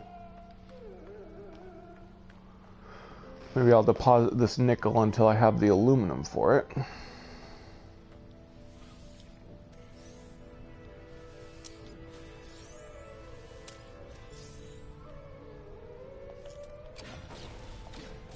Protection falling.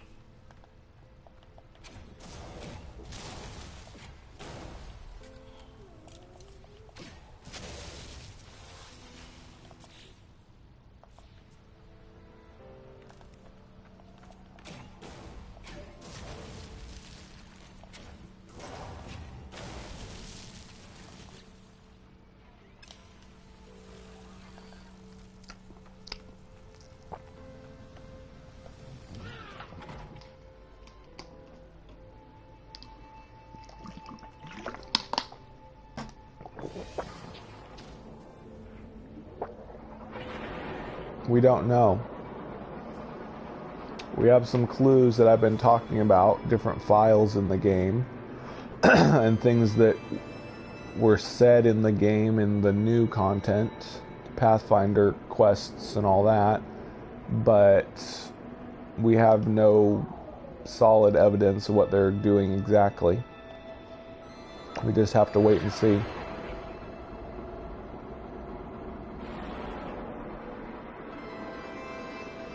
Have to wait and see.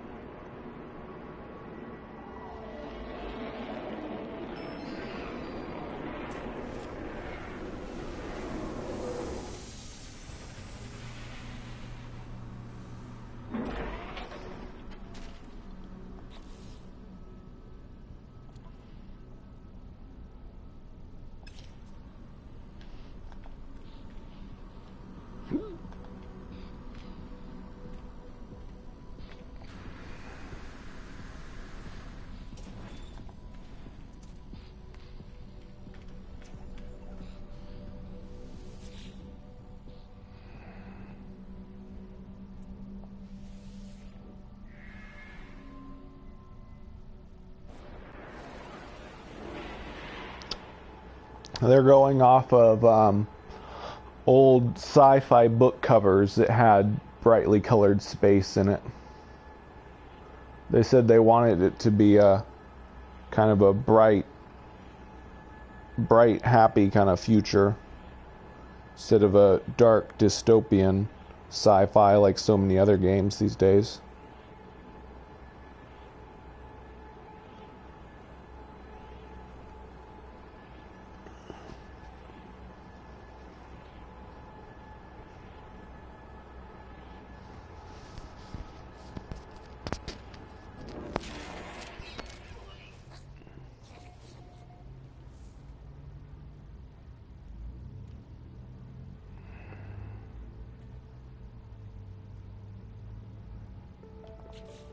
Yeah, especially at night. I don't like it when it's all green at nighttime.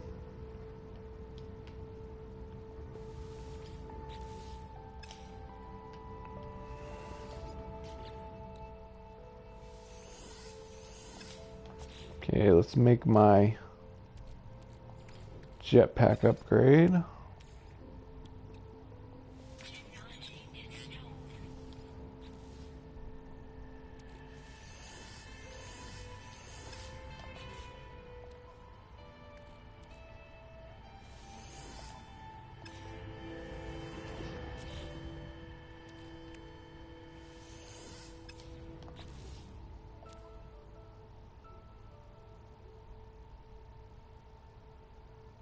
Welcome back.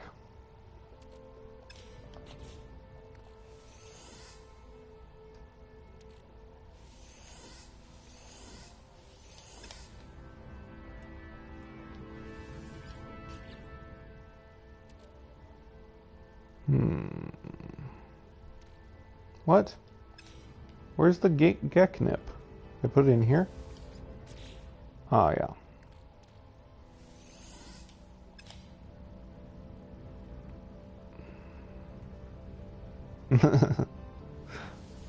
Well, I guess blue grass is one of my favorite.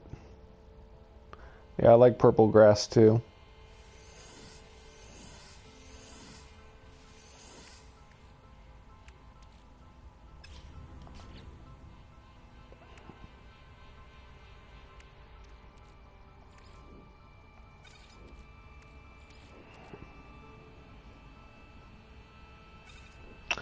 Well, that's an old glitch where you could delete the planters and then delete the room that it's in, and the plants would still be floating in the air. I don't know if it's still possible or not.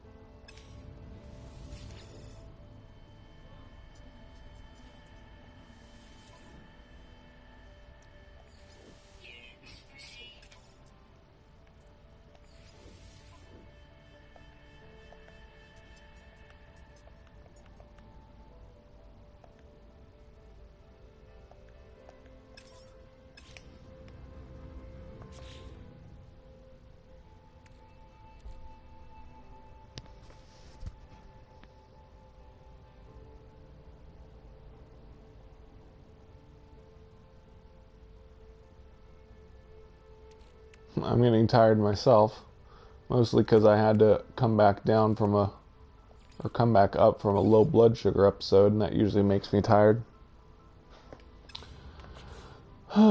Anyway.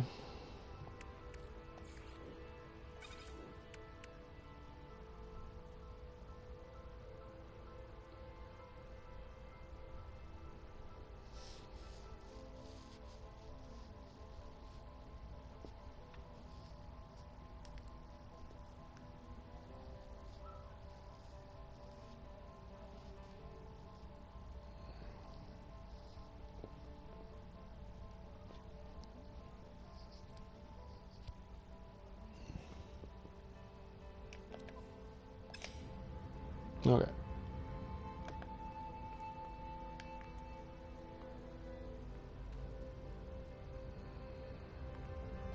Yeah, I wish they had like flagships for the leaders of the races. Like they would warp into a system sometimes and you could meet the leaders of the 3 races on their giant freighters. It would be really unique and cool looking.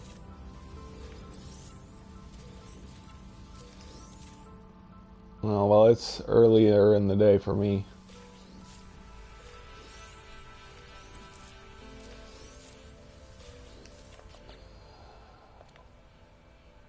Yay, I can finish planning on my Temerium. Awesome.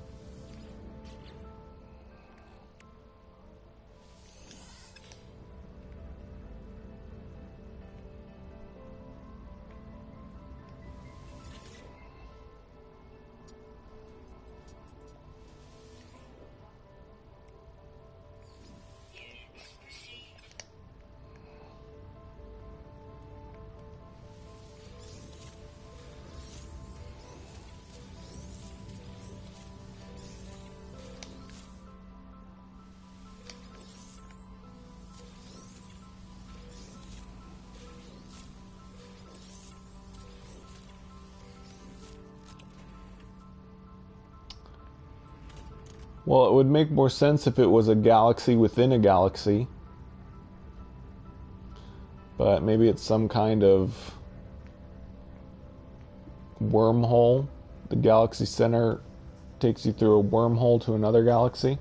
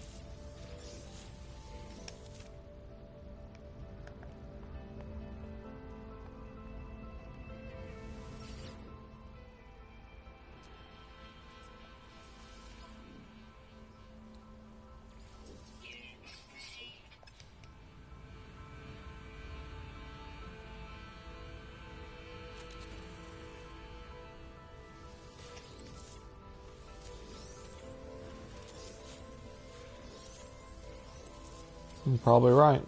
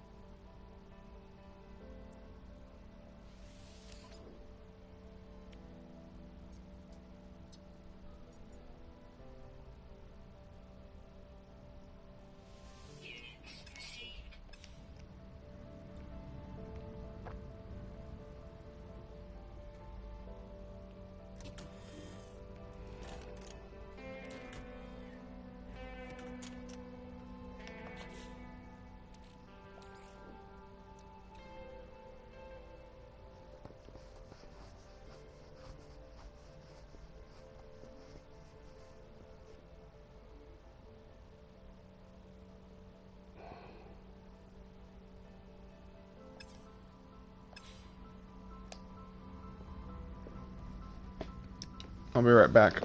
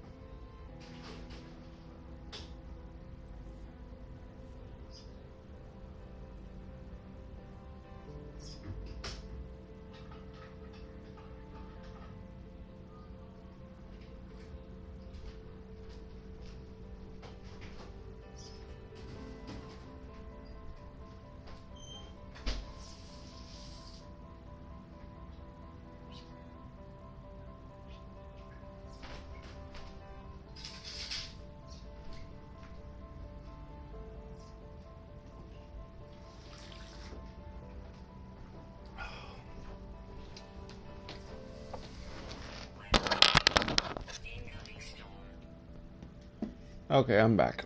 I had to get some coffee to wake myself back up. Okay. So I really need aluminum so I can make warp reactor tau.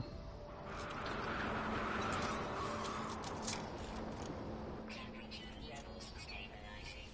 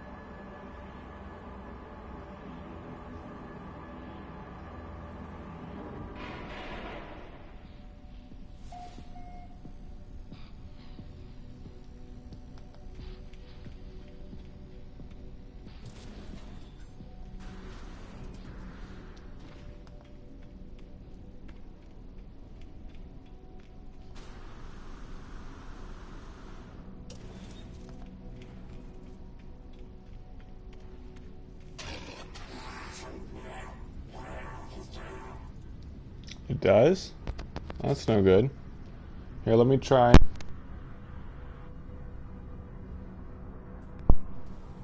Does that help with my audio at all? I pulled the headphone back out and put it back in.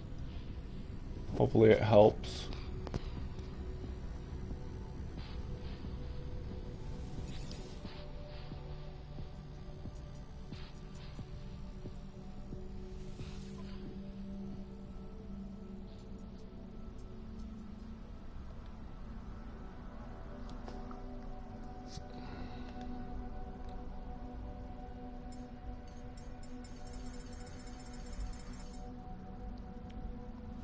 Item received.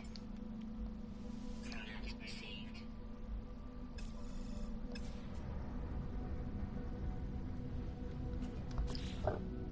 Excuse me.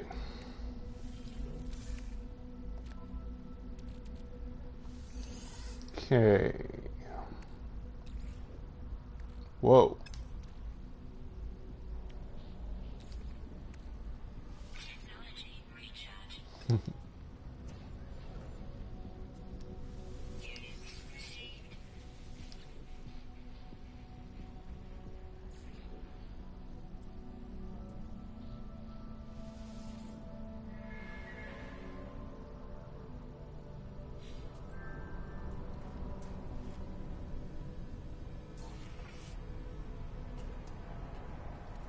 Units received.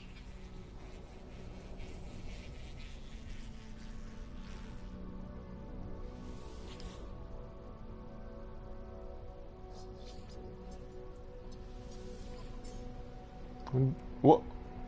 Whoa. What? I thought that was a cold shield, not a toxic one. That is weird. Oh well. I need aluminum.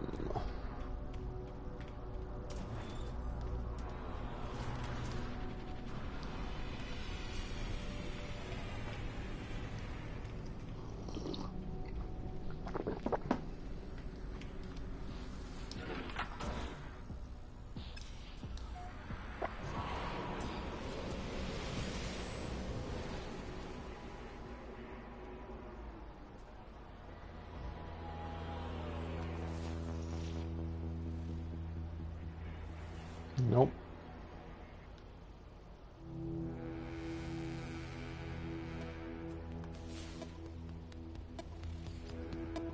Nope.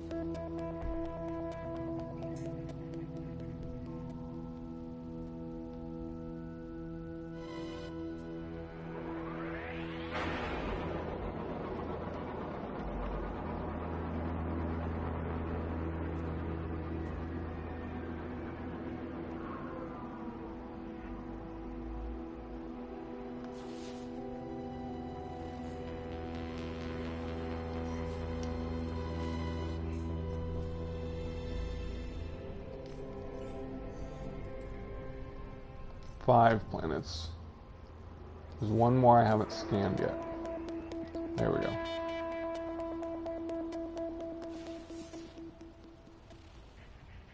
Nope, nothing with aluminum.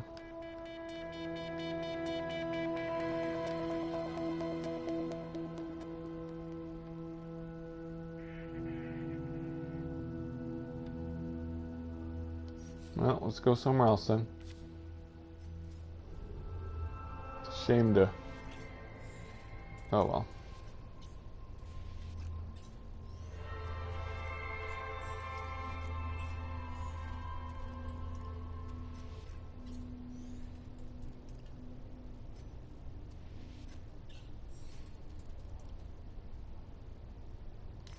I want more than 3 planets. There we go. Perfect.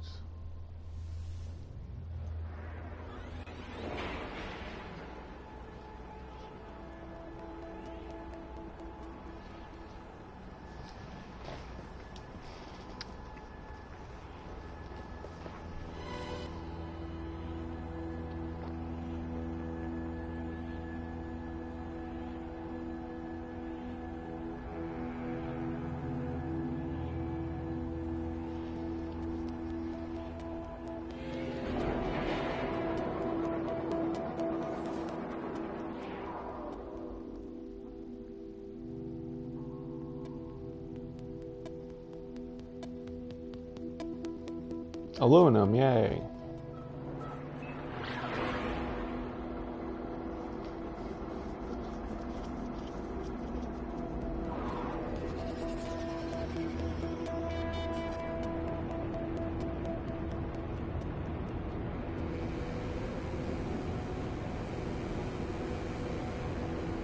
If it's in the hub area, definitely.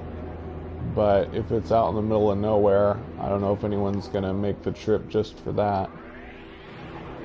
But on the Spacing Guild website, we have the location of a S-Class Explorer in the hub, if you're interested. Here we go. I need 800 aluminum. Yeah, aluminum is one of the more rare... Oh, dang, it's got threatening sentinels. This is going to be annoying. Well, here's plenty of aluminum here. Hopefully I can hide down here and the sentinels won't get to me. I need 800 aluminum.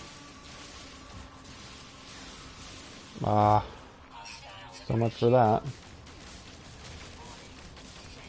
At least I just got the shield boost upgrade, that's going to help.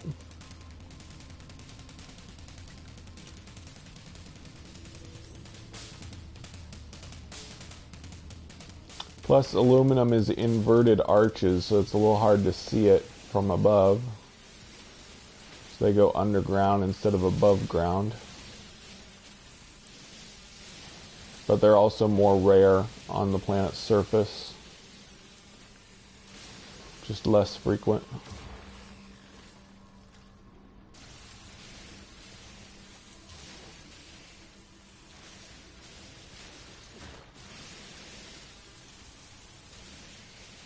I know some emerald caves are completely underground. You can't even see them from above. Only way you can see them is by scanning. You can see them underground for a few seconds.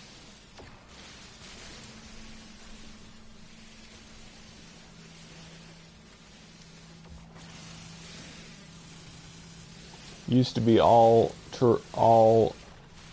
resource piles were above ground, but Foundation update changed it so that about half of them were underground, or inverted as I like to call them.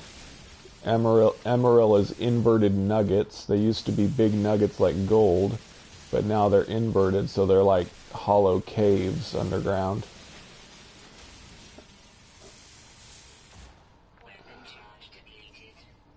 No, I'd rather just mine it.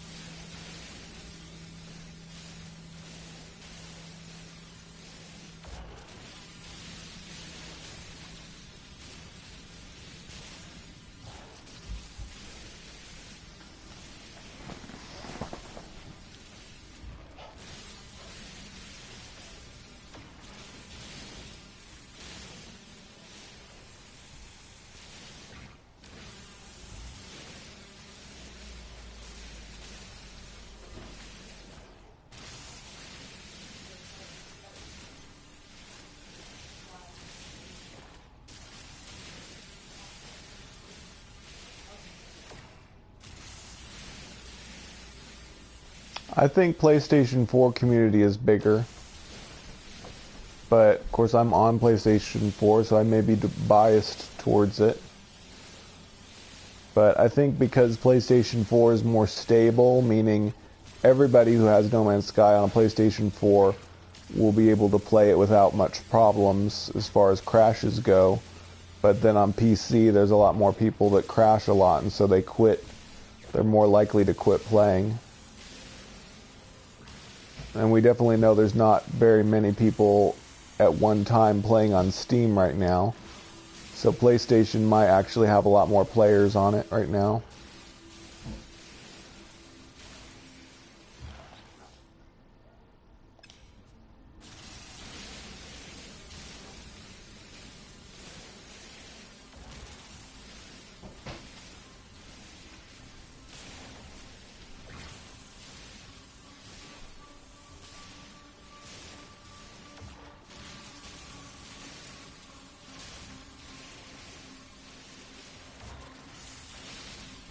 Welcome, Sparta.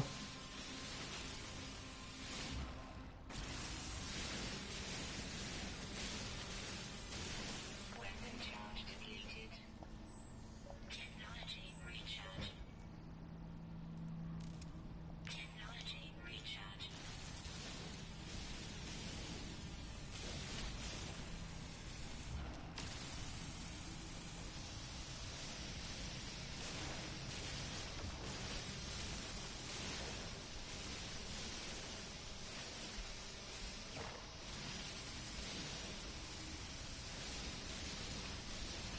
Really? I never do that.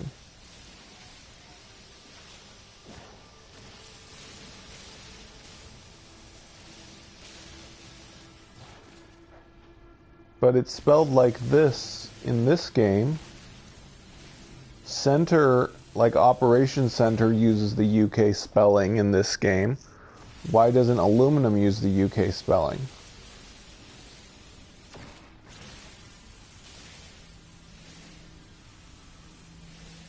Least favorite thing? I guess Rigagen, because it takes a lot more setting up to do it. Although I kind of enjoy, especially with the vehicle driving around underwater, collecting Rigagen.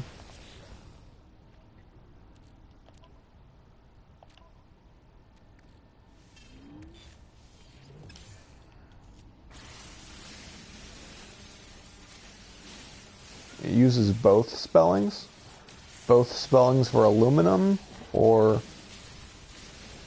what?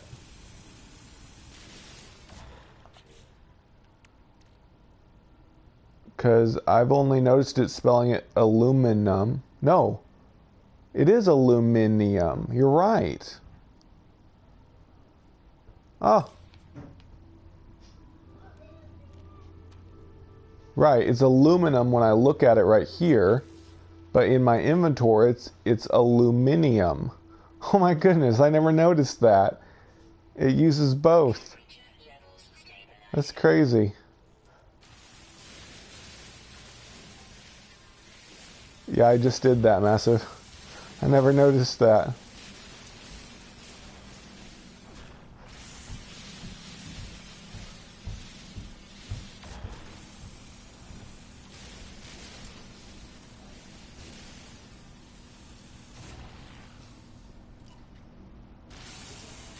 It's just a typo.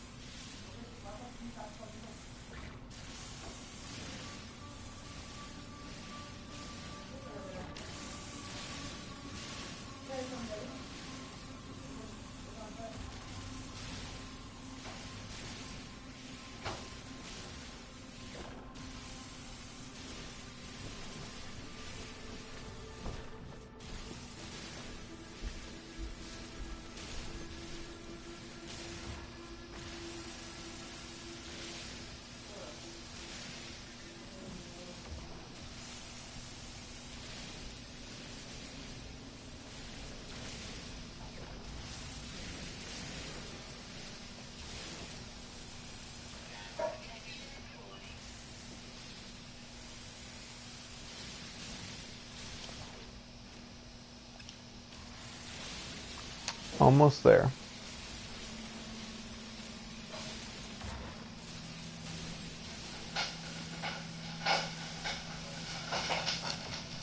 Are the mining unit things you stick to the side? Oh. Well, they give 99 now. Autonomous mining units. They give 99. You're talking about these, right? Oh. Autonomous mining units. They give you 99 each time you harvest them, so they might be more worth it, I guess, than they used to be.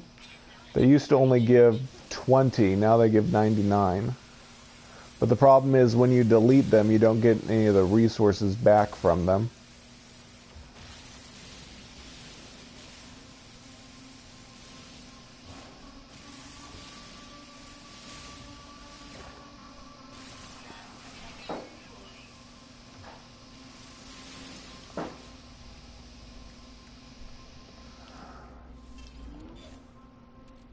See, that's 750, so we just about have 800.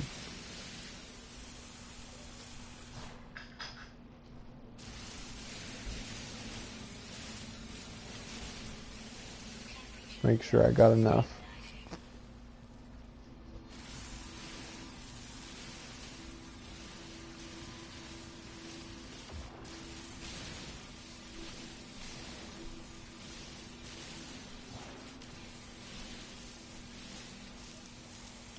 Okay, that should be...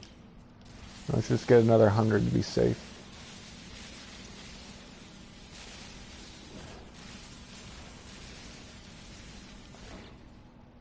There we go. Incoming storm.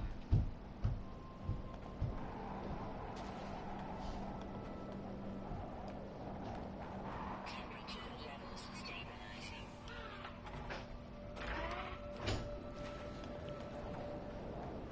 Thermal protection falling. Thermal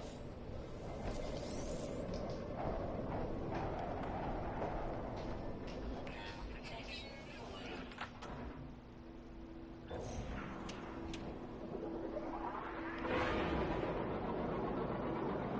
Yeah, it's because at night it's cold on some cactus planets, but when there's a storm it's hot. It's kind of nonsensical, but... Technology recharge. Time to make warp reactor Tau. Yay!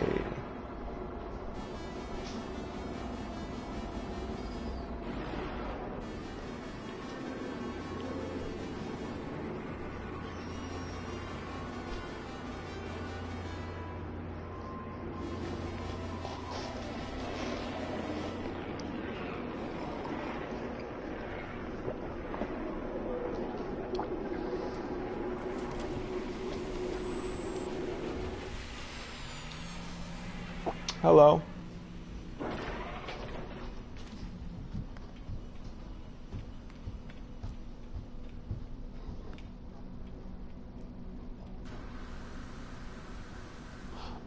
Oh, Morito Gaia, you were the one that did the video about the center of Hilbert dimension in No Man's Sky Vanilla, weren't you?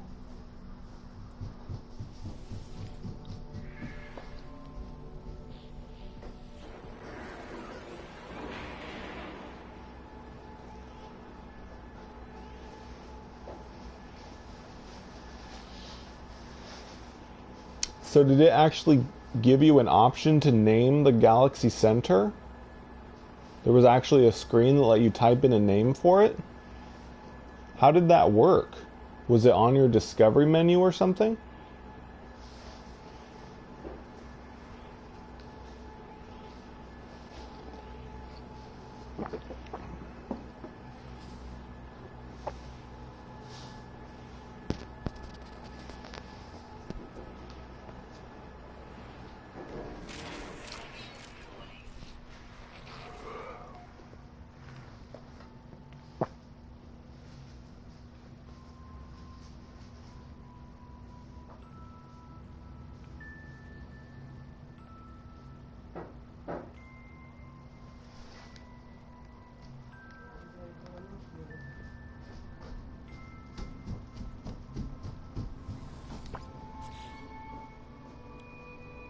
vehicle.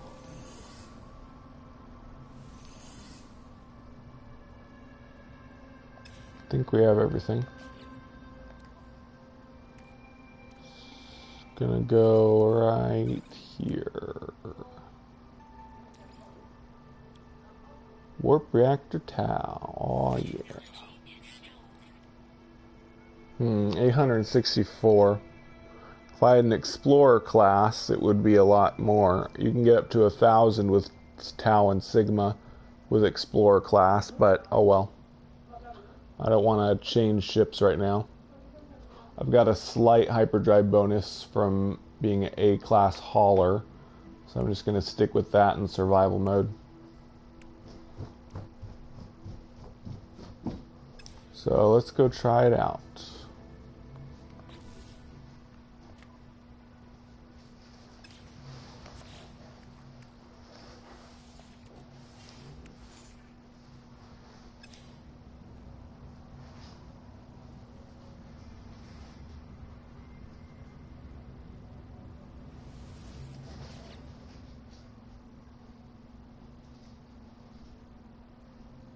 Oh, I get it. But if you upload it, well, you can't upload it, can you? It won't let you upload it because if you go online, won't it try to do the update or something? So you wouldn't be able to rename the center or anything if Styx was the first. Huh. It is so weird.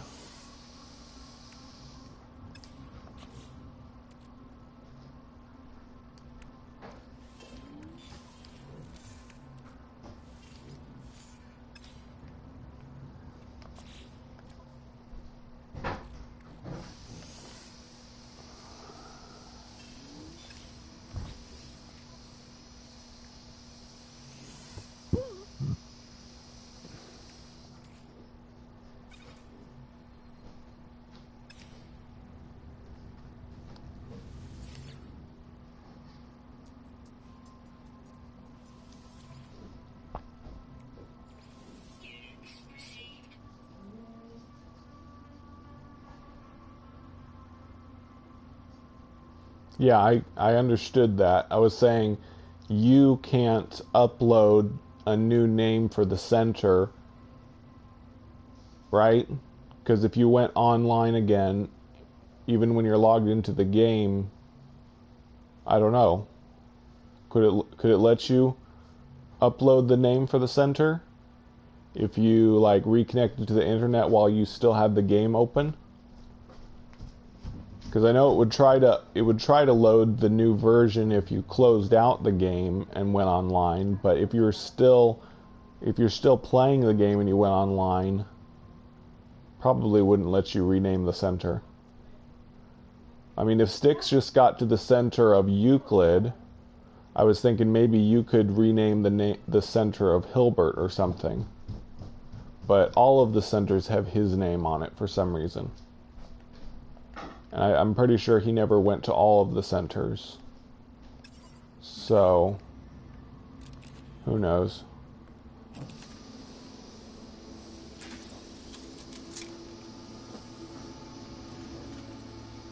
It's kind of funny, Styx doesn't even play No Man's Sky anymore, but his name's going to be on the game forever. Unless they change it.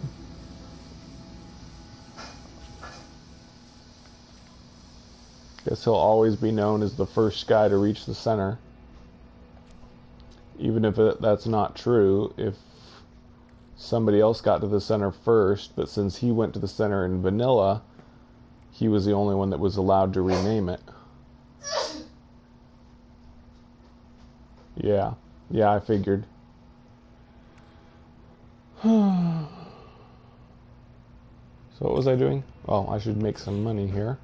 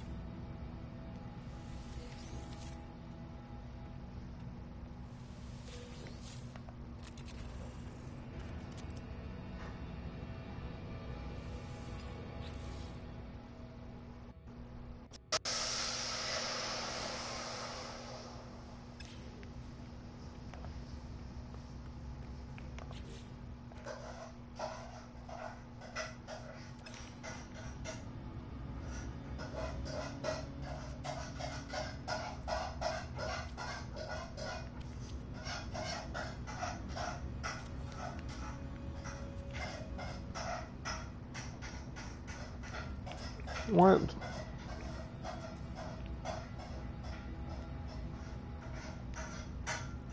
There we go.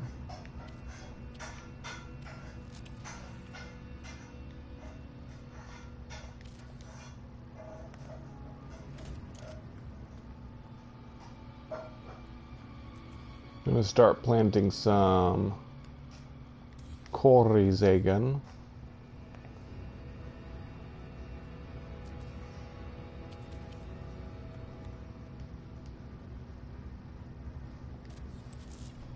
I don't want it that way.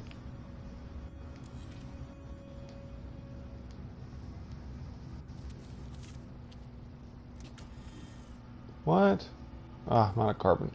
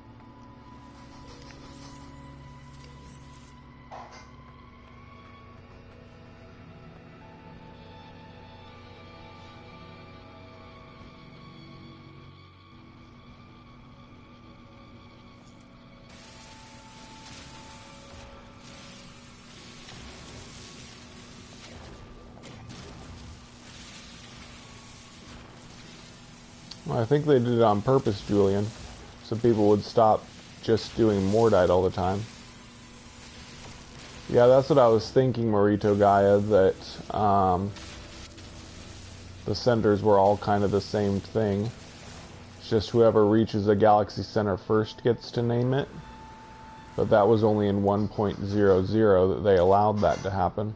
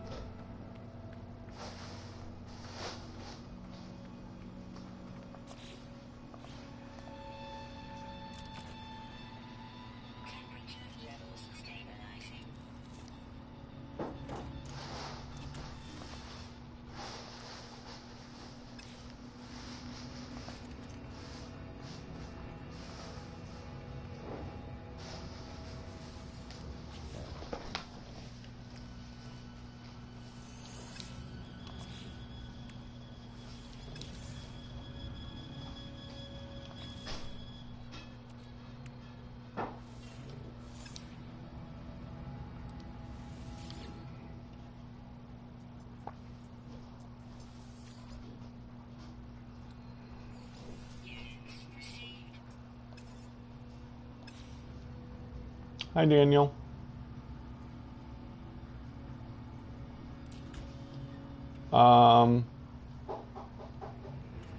Marok 22 says he's headed towards the center, so he might visit you soon. I don't know. I should probably ask him for another status update.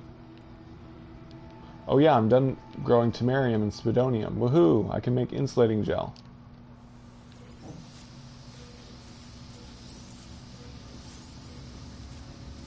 I'll check with Marok and see if he's getting close to you, Daniel.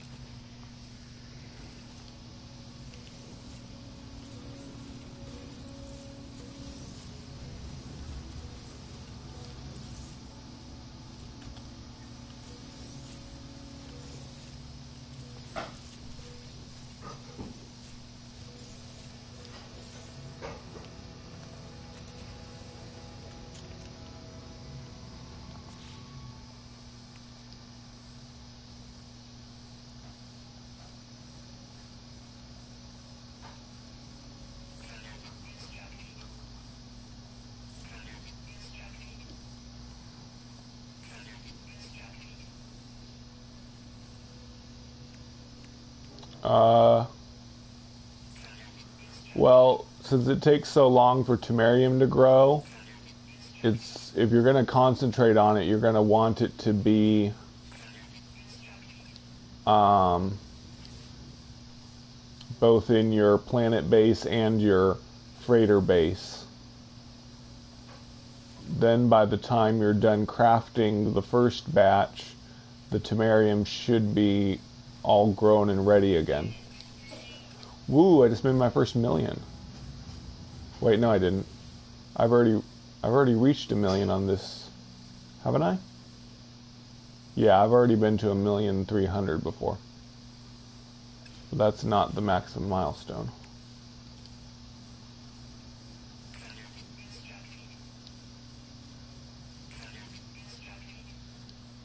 Darn, can't make one more.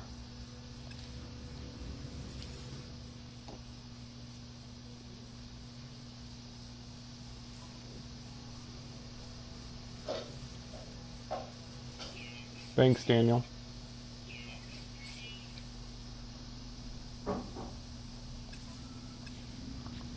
Think I will repair another slot on my ship.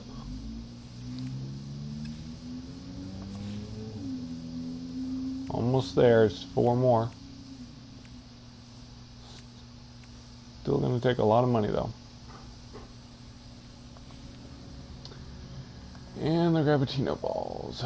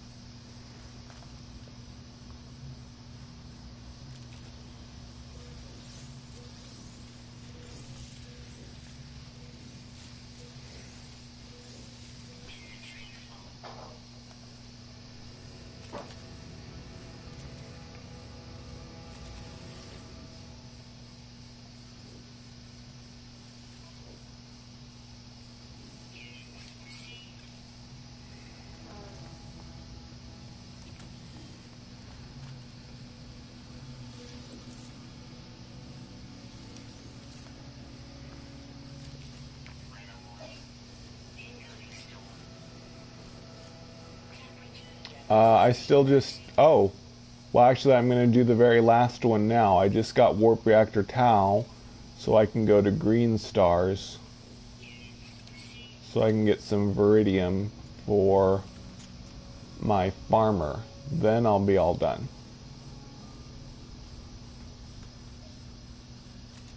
Thanks for reminding me.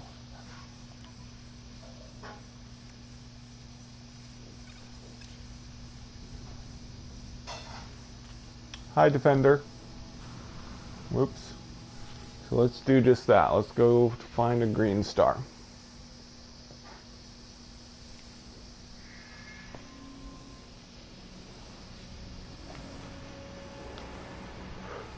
I think I'll use up my warp fuel first. Then on the last warp, I'll go to a green star.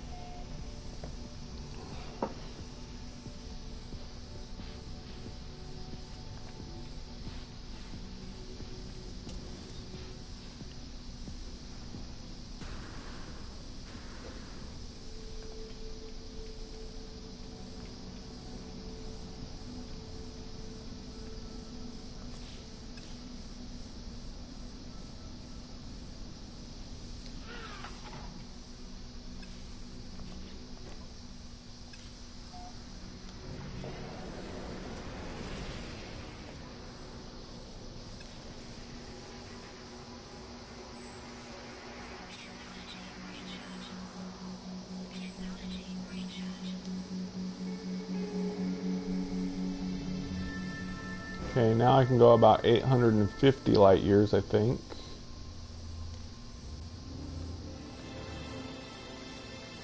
So I can go a bit faster.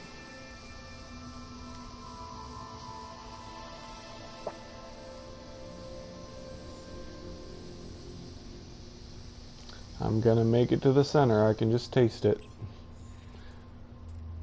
At least I can go faster now.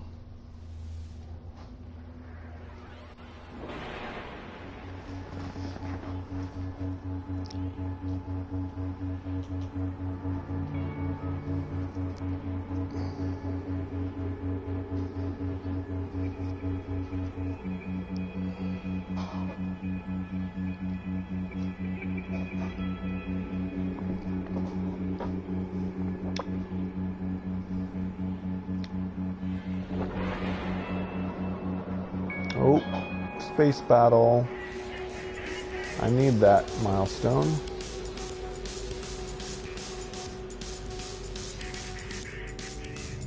Luckily it's super close to the space station, in case I need to run for it.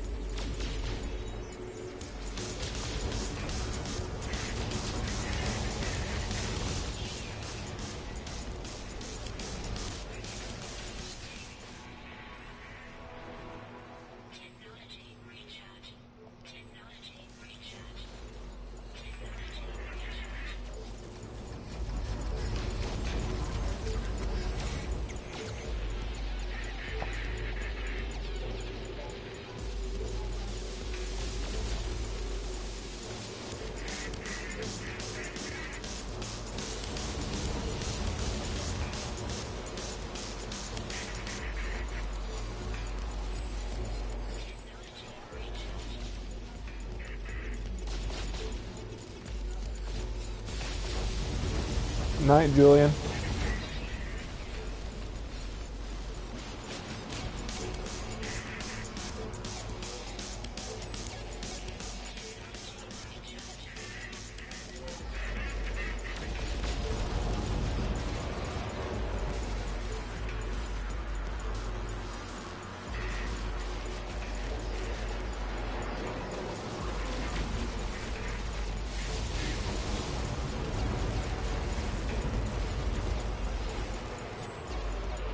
Uh-oh, I'm out of iron.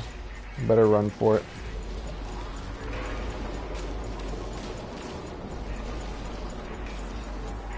Well, it's right there.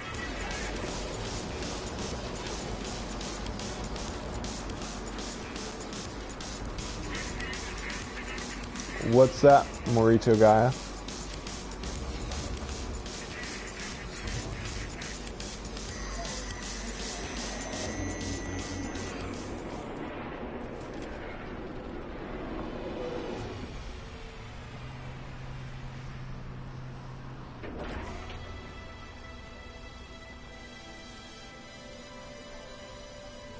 Yay, more ship killingness. I think I just need one more rank in that one.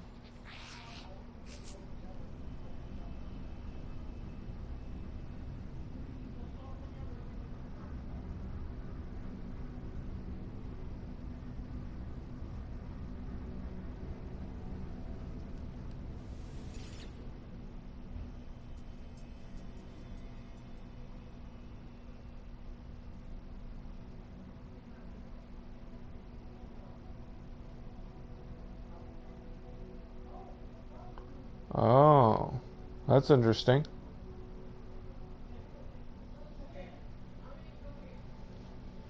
Yeah, I saw them talking about that in the No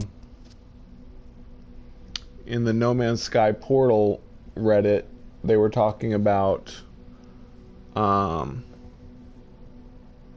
that you used to be able to get to like these invisible stars near the center, but now you can't.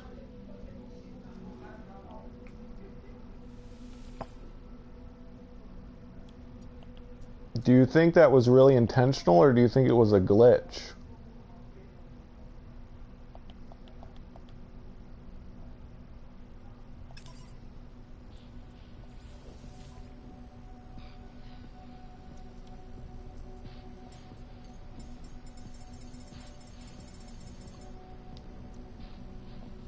Item received.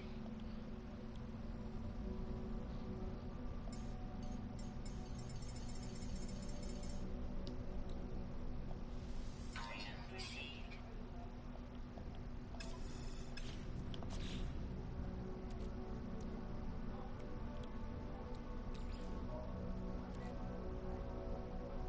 And that's weird because 1.03 was the day one patch. If nobody had gotten a pirated copy, then no one would ever have gotten to that center thing. I don't know if they really intended it to be like that.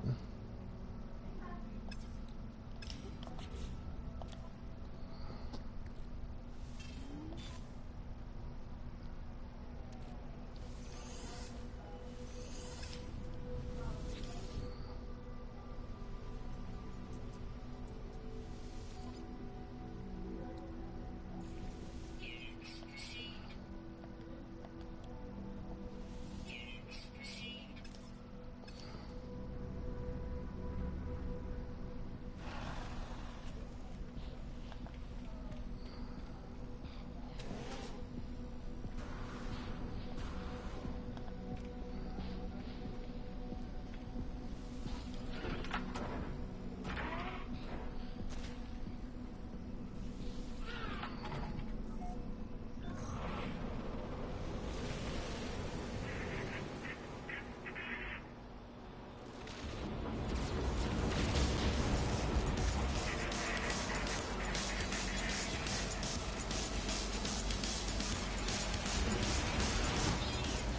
Yeah.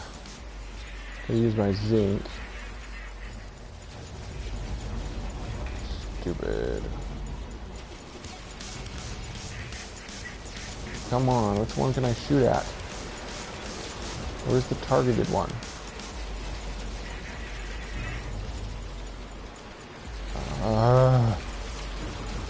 This is so stupid.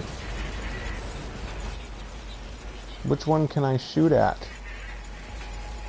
Show me which one is the targeted one.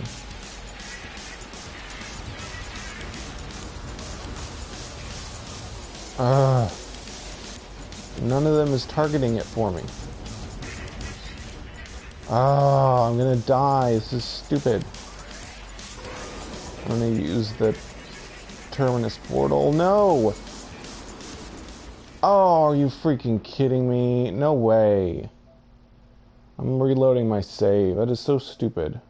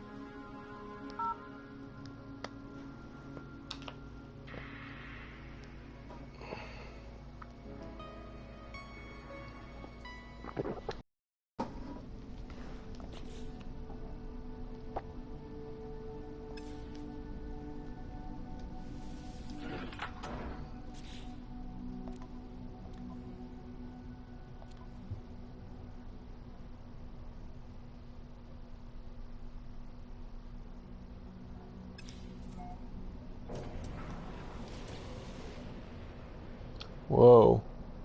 I just noticed... No, merchant one is next.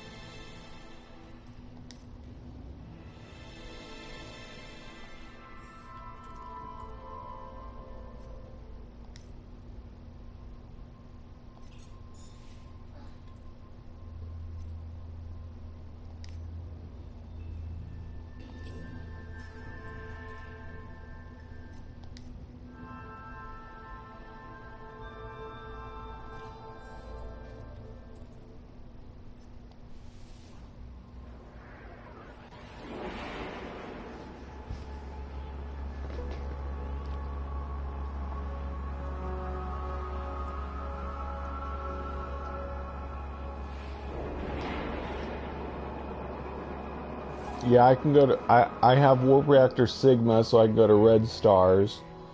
And I have Warp Reactor Tau, so I can go to... Excuse me. Green Stars now.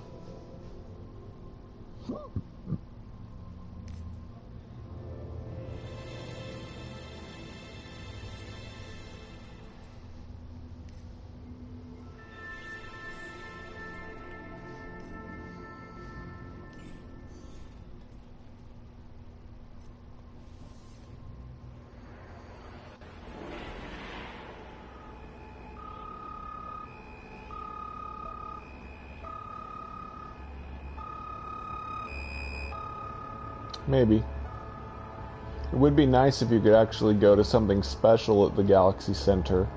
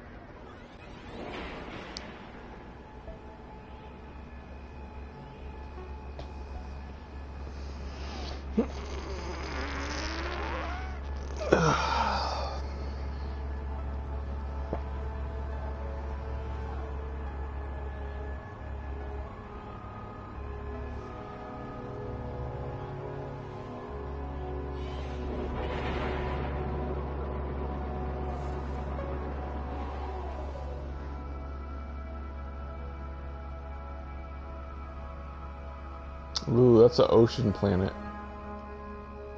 I could really use some... Technology recharge. Yeah, I'm looking forward to the next update too. I hope they add some new idea that they haven't done yet. I really need 30 more Regogen for the...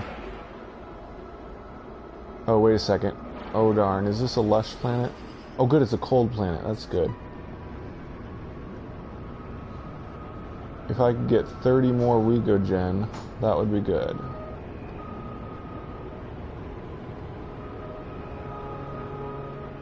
Might just try swimming for it instead of summoning my vehicle. Hopefully this is an extreme cold planet.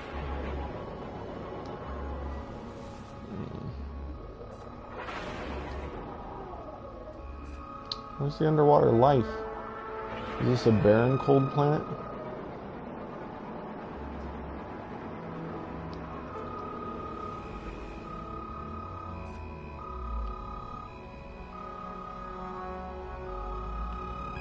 There we go.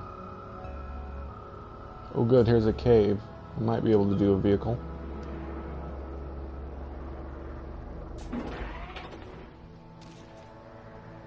Good, it's not extreme. That helps.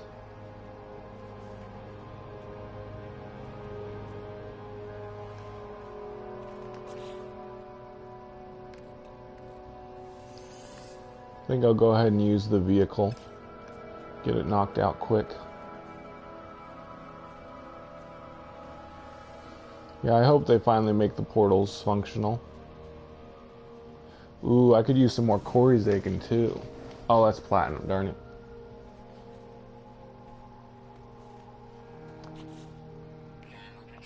Ooh, I need platinum now.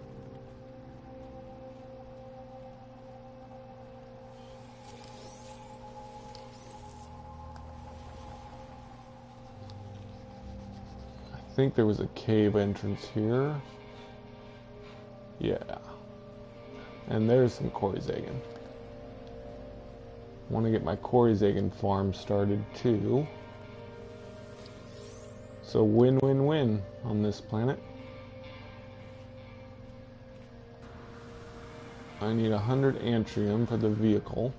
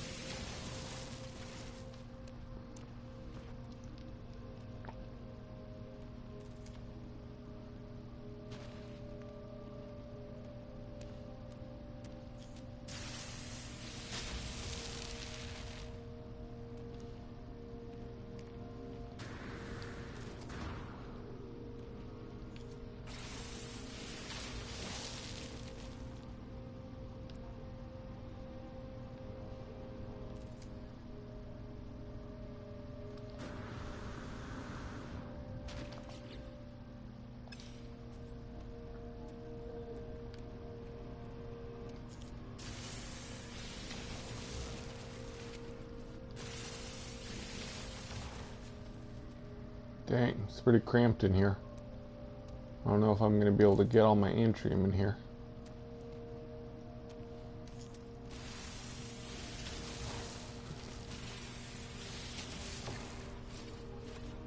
Maybe.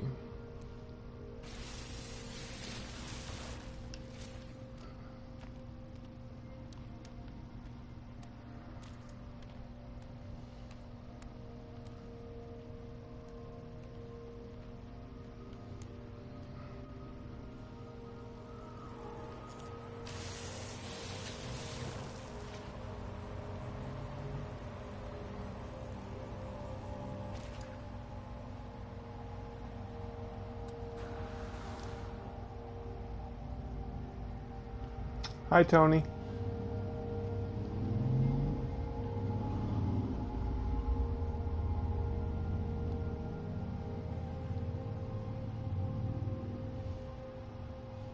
Oh, there's more. I like these caves that look like this.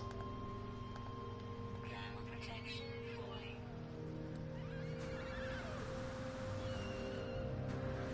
Temperature levels stabilizing. Good. I'm getting ready to just farm a little bit of Regogen. I need some more to plant a little bit more Nip Nip.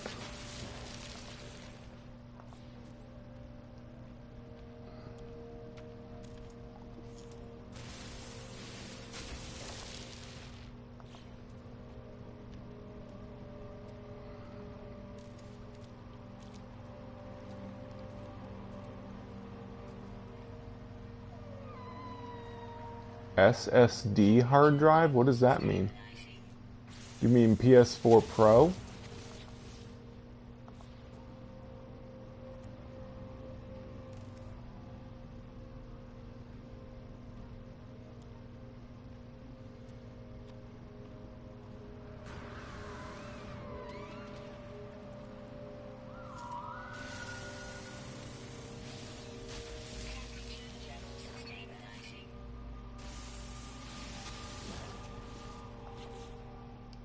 There we go.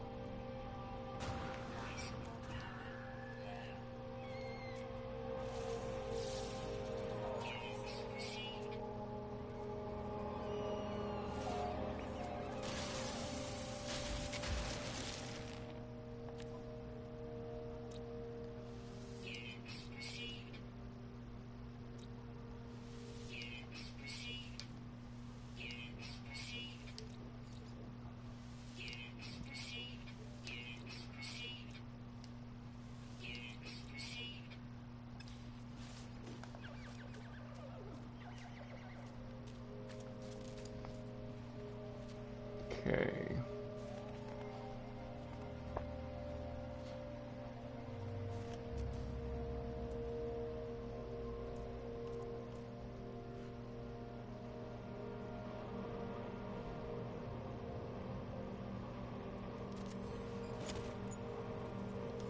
Thermal protection falling. Temperature levels stabilizing. No, it's Marok 22, not Marco Polo. Marok 22 dash.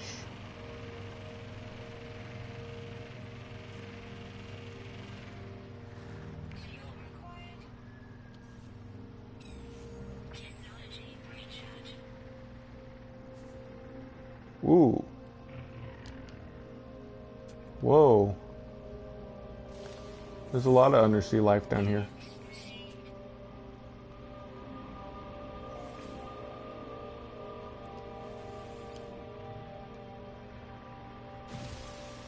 Lots of Regogen too. Levels stabilizing. Hi Boondock Games. Thanks for watching.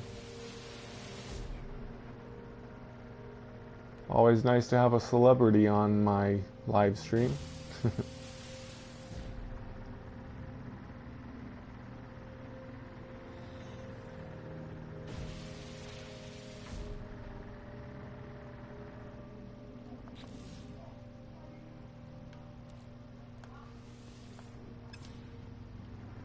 Yeah, it has oceans.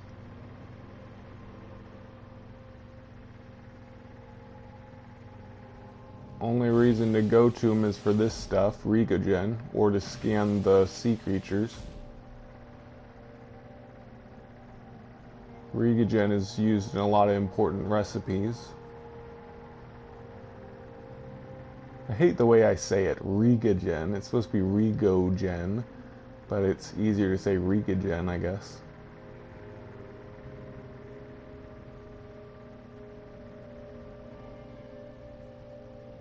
Whee!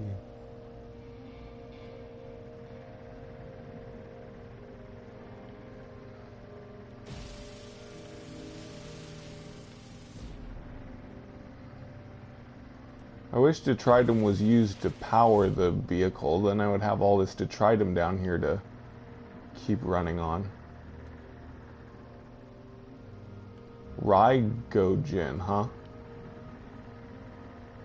Hey, Sammy.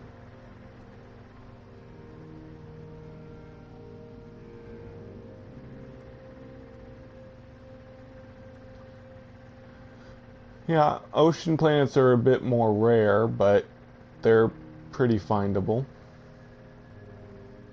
But they've been in there since the game released. I think they're a little bit more common since the Foundation update, but I don't know.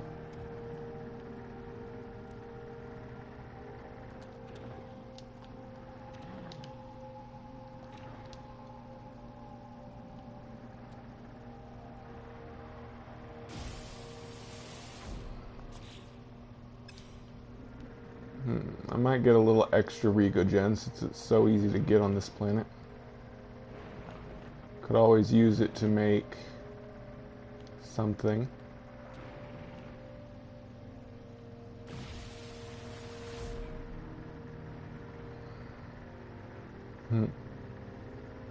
Thanks, Sammy.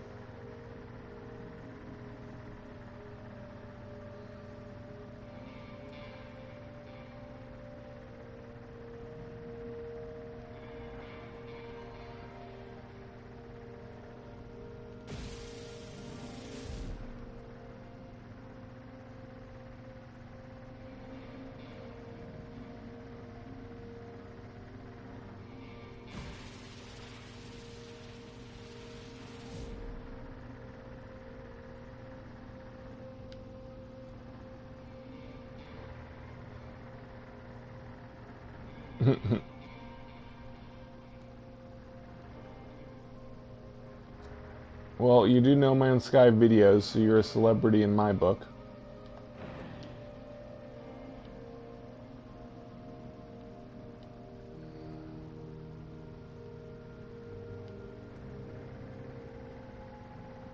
Maybe hero is a better word.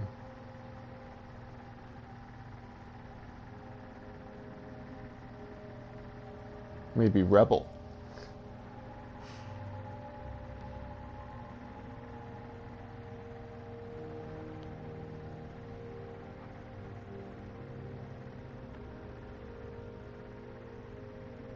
It is underrated.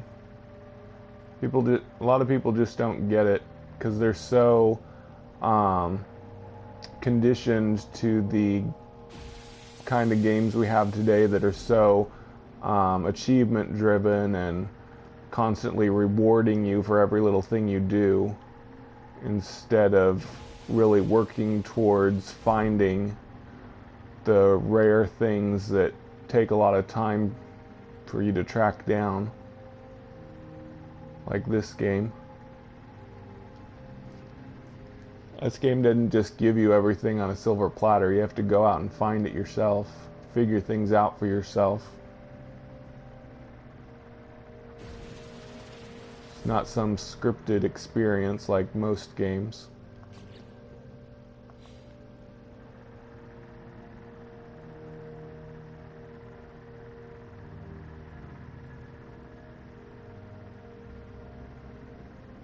Oh.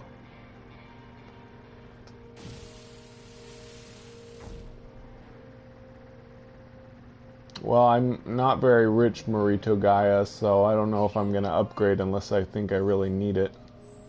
Technology recharge.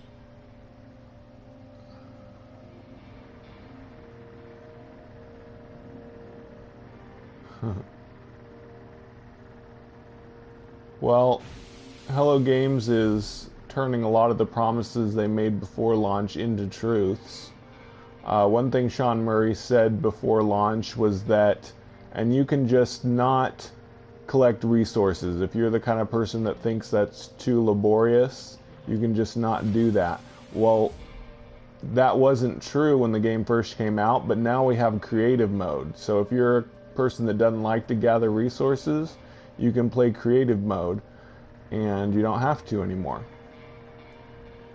So that became true. And then he also said And this isn't just some kind of ambient universe where you just walk around and look at trees. And to some degree, it was just an ambient game when we just had normal mode. But then they added survival mode.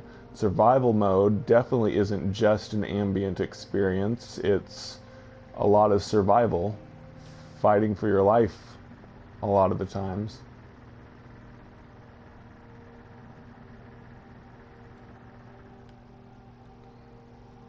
And although we don't have simultaneous multiplayer, they are working on... Oh no, how deep is this? They are working on adding more multiplayer aspects, like sharing bases and communication stations, stuff like that. And who knows what other multiplayer aspects they're planning to add. Ugh, I hope I can get out of here. The thing that really sucks about underwater vehicle use is you can't call your vehicle underwater, so you can't use that to get out of a hole. How do I get around this mountain? And how much Rigogen do I want to collect?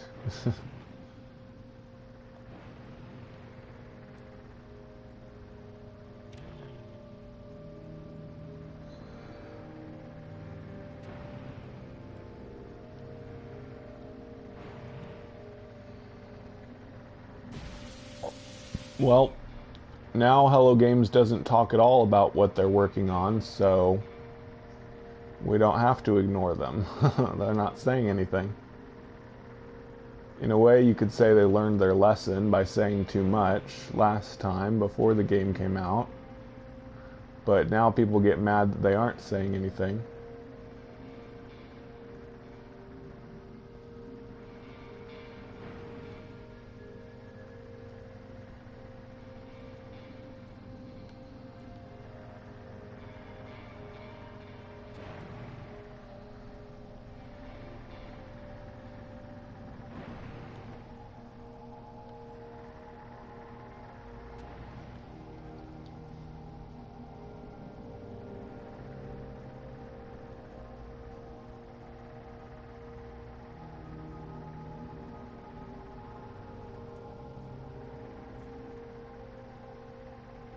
Yeah, it's true.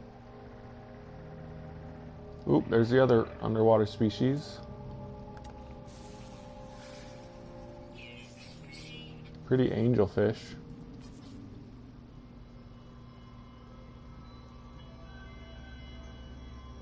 Pretty neat looking.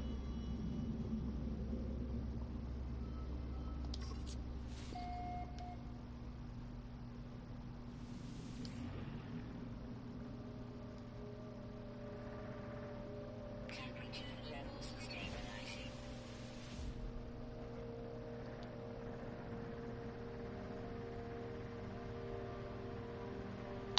I agree, Boondock. I don't think multiplayer is going to add much to the game. Honestly, the only reason I want them to add multiplayer is so that people will shut up about it. I'm so sick of people complaining that there's no multiplayer. If they finally added it, people could finally shut up about it. Weather update. Storm clearing.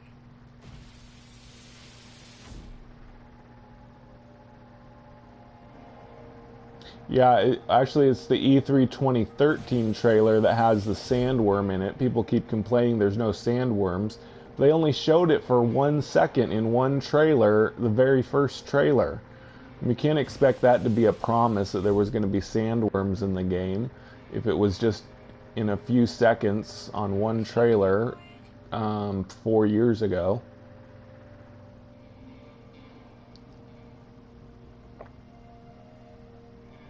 Oops, I passed it. Heading for that question mark over there. Seems like I've been heading towards it for ages.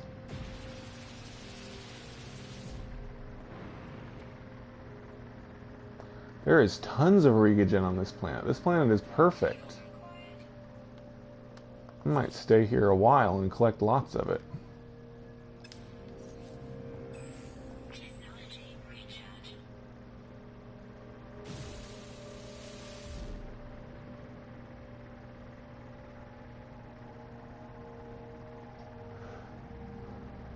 Dear Hello Games, how do you pronounce Rygogen?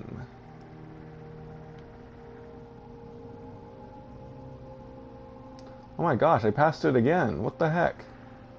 Is this thing underground?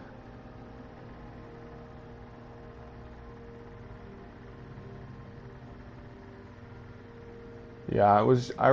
I think you're right. I think it was just a tribute to Dune. They weren't like trying to promise that they were going to be in the game or anything. They were just trying to make a really exciting looking trailer, which they kind of unfortunately succeeded by hyping up the game too much.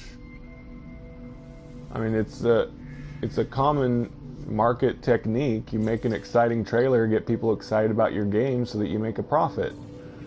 But then people expect trailers to be some kind of promise about what the game is going to be like.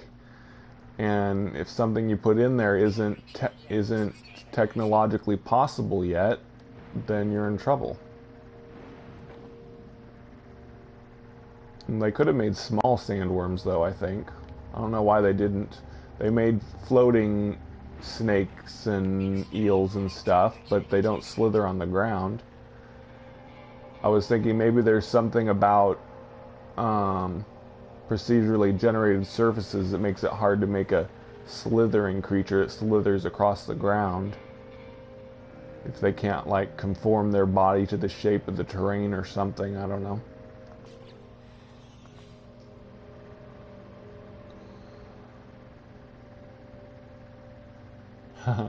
Well, that's good at least.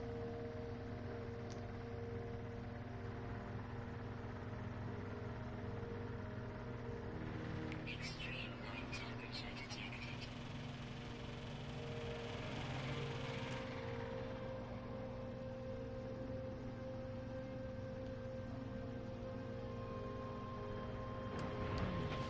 Extreme night temperature detected.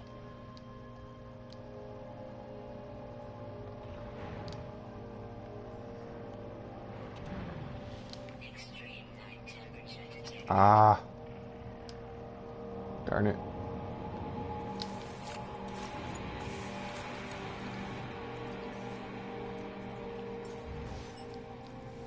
Temperature levels stabilizing.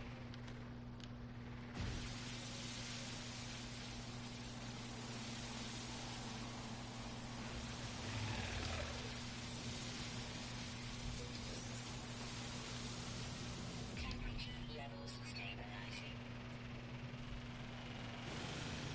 Well, do I want to keep farming more Rigogen, or should I get going? What do you guys think? I'd kind of like to get a little more, but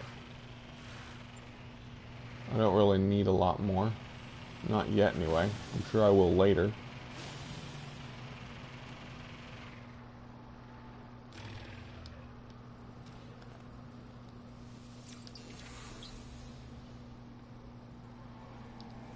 Temperature levels stabilizing. Whoa. Darn it. So many holes.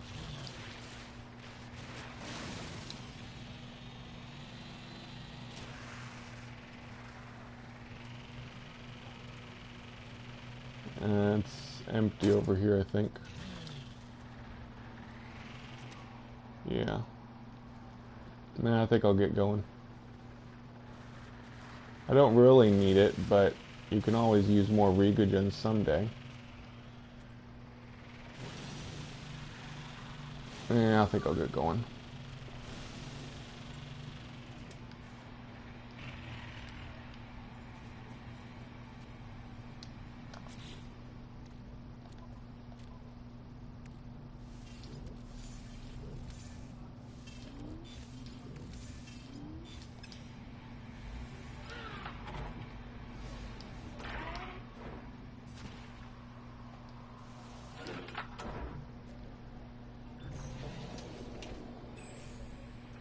Oh man, I forgot I'm totally out of iron.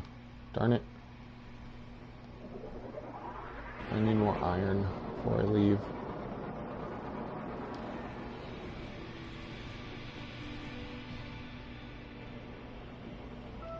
That'll work.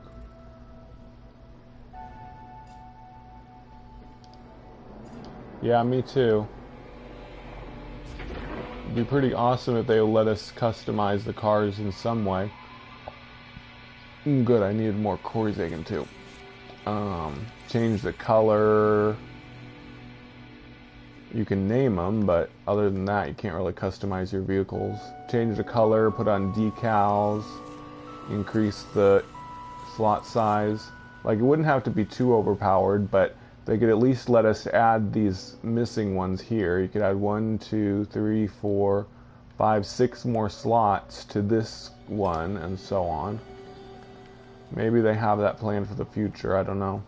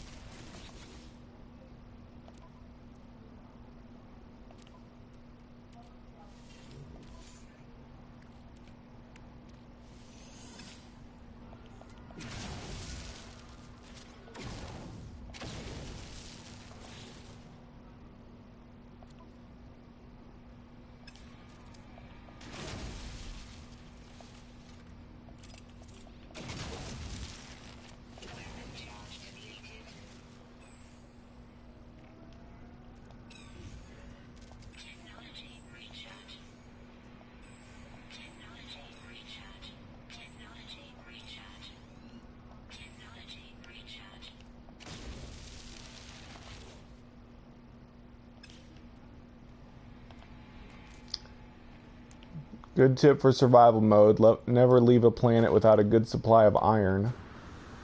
You need it for your pulse drive and recharging your deflector shields.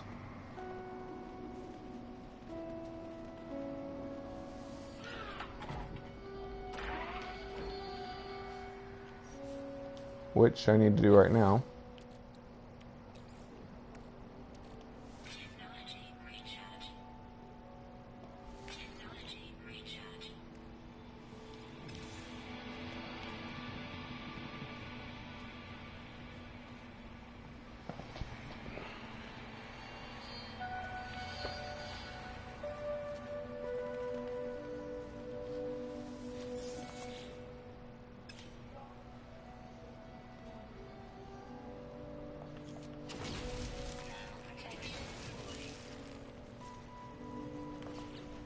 There we go.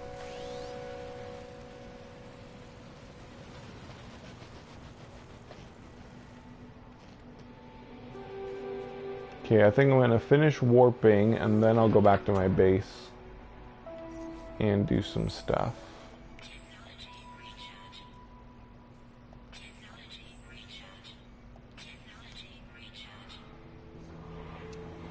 I have a base, but not well. I've had freighters before, but not on this save, not in survival mode. But yeah, I have a base Bases are super easy to get and very important for making money. Technology recharge.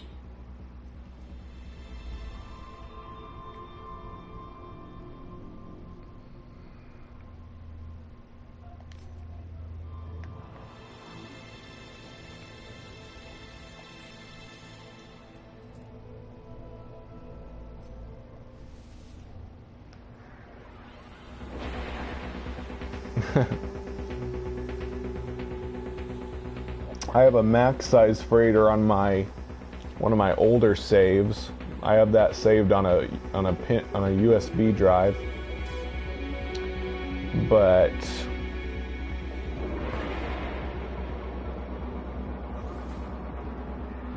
I'm on a different USB drive right now, doing the Galactic Hub, because on my older save I'm at Hilbert Dimension Center. I'll probably go to the Calypso Galaxy when the next update happens.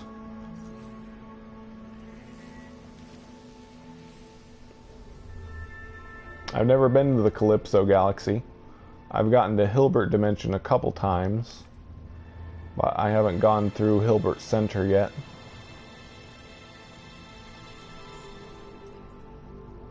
Whoops, that was too far.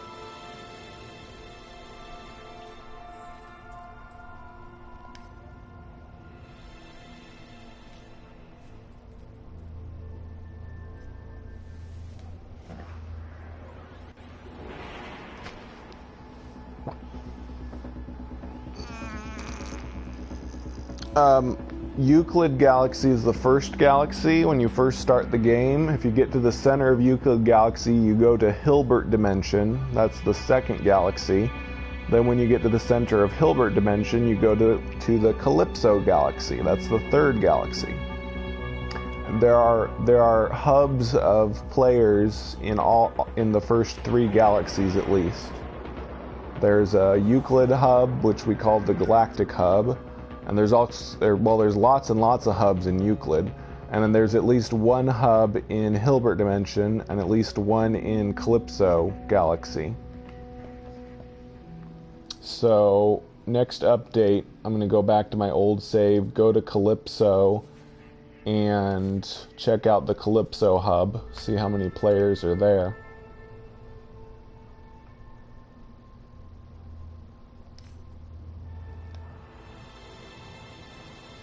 Oh, that's going to be too far. I'm used to warping a lot farther in my other modes.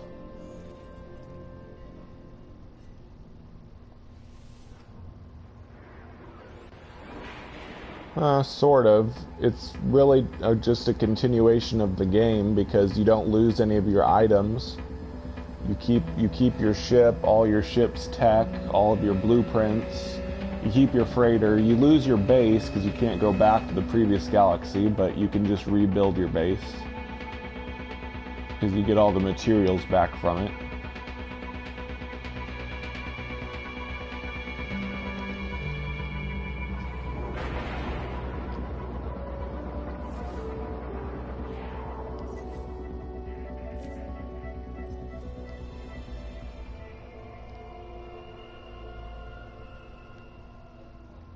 Yes, I do. At least on my main save I do. I don't think I do on normal mode on this USB drive.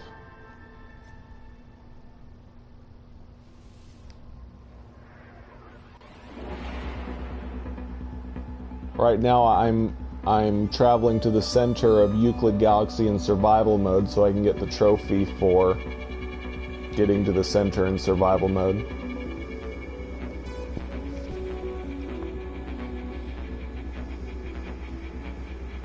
It's actually not possible to get a 48 slot freighter anymore. It used to be, but after Pathfinder update, they made it so that 38 is the maximum number of slots in freighters. Okay, now to go to a green star, get some Viridium, and then head back to my base.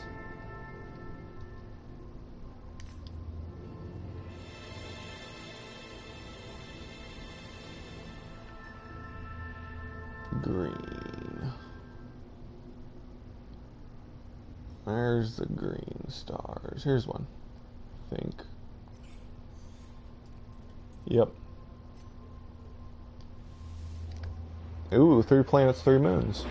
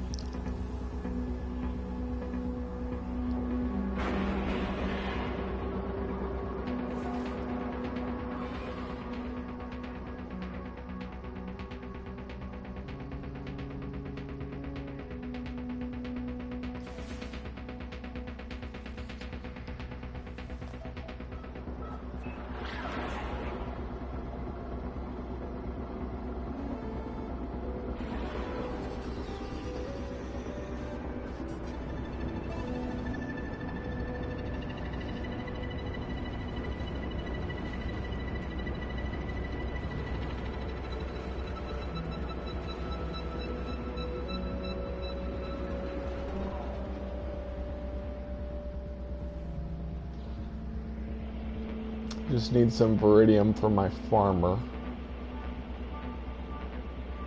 Welcome back. Here we go.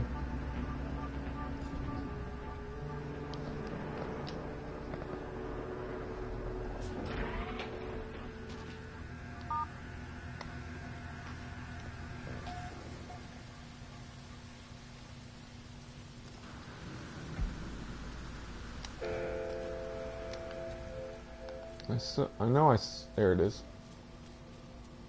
Viridium. I just need 50.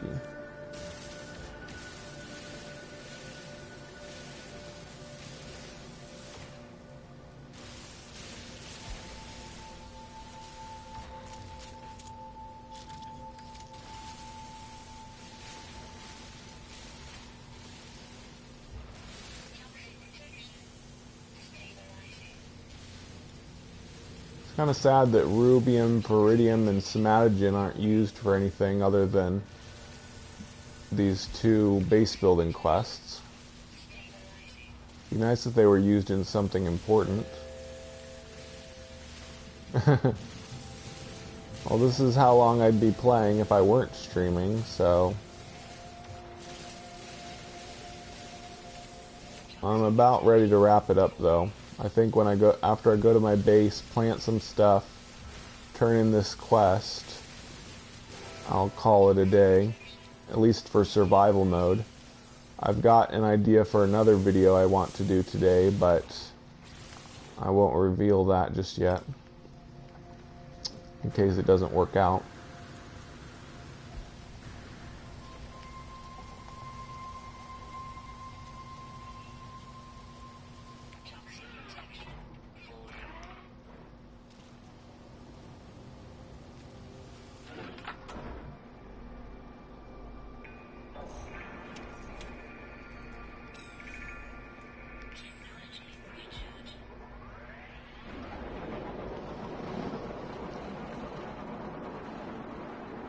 There to make the colored lights. Viridium is? Oh, is Viridium used to make green lights? I didn't know about that. I'm glad they finally used it for something.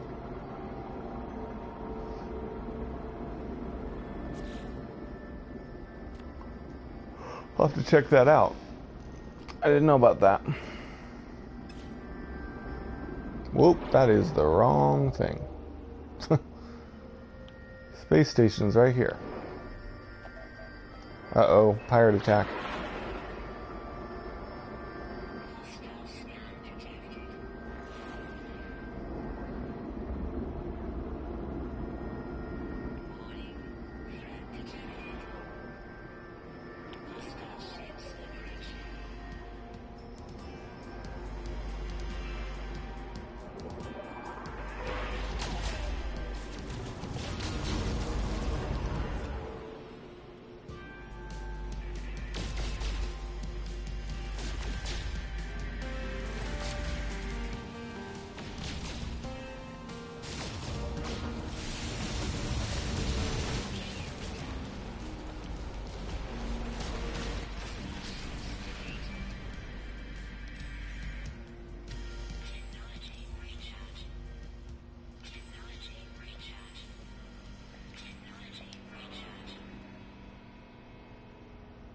The blueprints are found... Yeah, I know about those. I know about all the... I just never looked at the recipe for the lights. I didn't know what you needed to make them.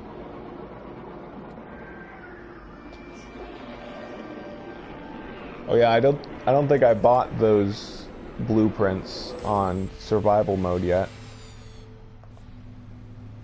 I might do that. We'll see.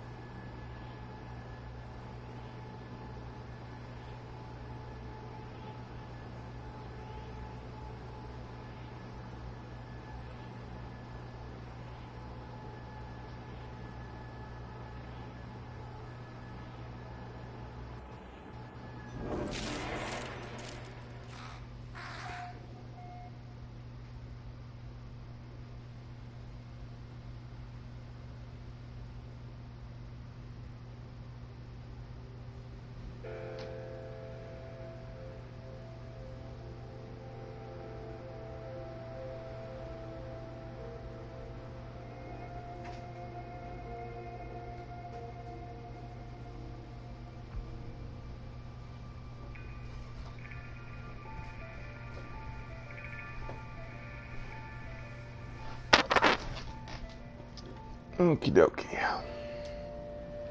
I'm gonna look and see what you mean.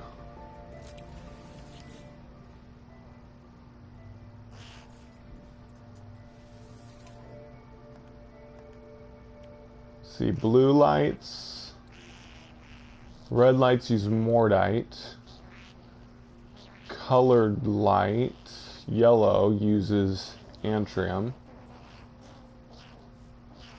No, it looks like green light uses iridium, not veridium. I think you got iridium and veridium mixed up, PM Collector Boy. And red light uses copperite, so they don't use rubium, veridium, or somatogen. So I don't think anything uses them still. Doesn't look like it anyway.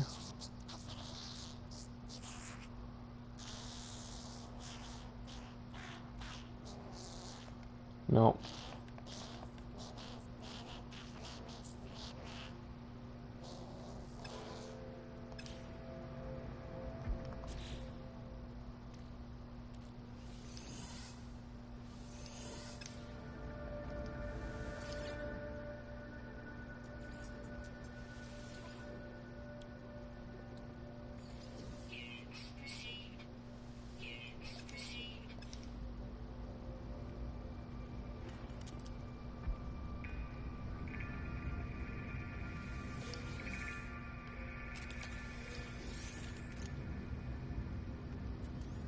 Yeah, it would have made more sense if they used those to make colored lights, but they didn't.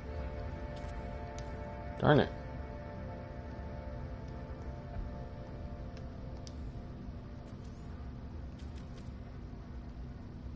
What? Ah, I'm out of carbon again.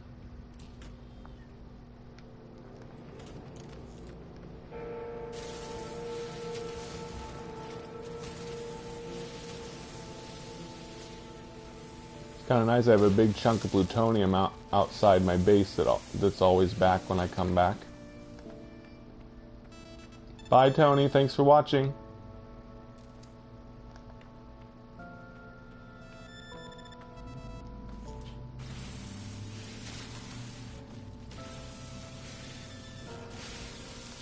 Ooh, there's another big chunk over there.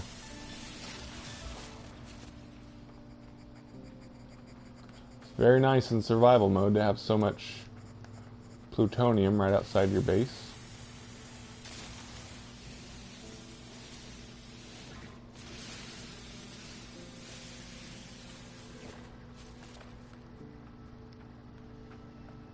Something to look for, I suppose, if you're playing survival mode. Find a base that has plutonium nearby, so you can get it every time you come back.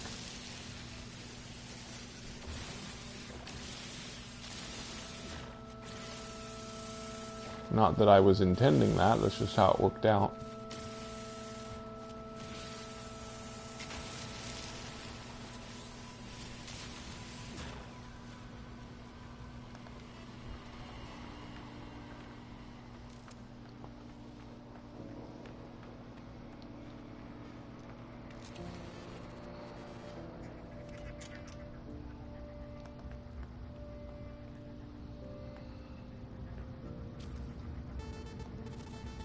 Darn it.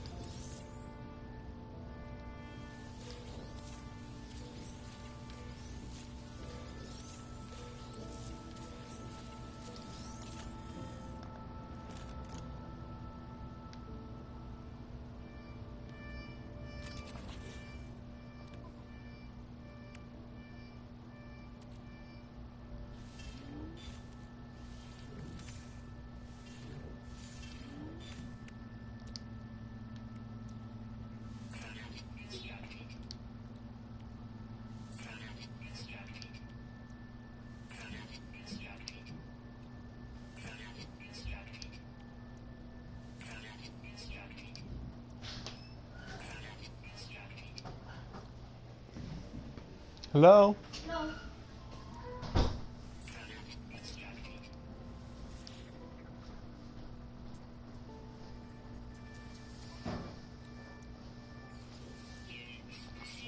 Oh my gosh, no! I gotta reload a save. Gosh dang it, what did I do that for?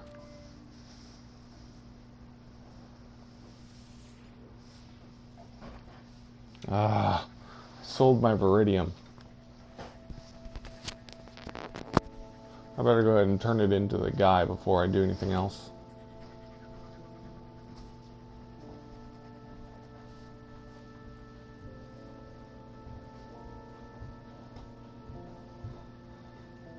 Too many green items in my inventory.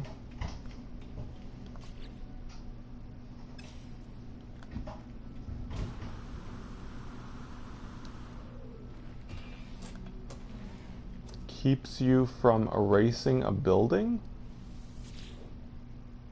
I'm not aware of that one.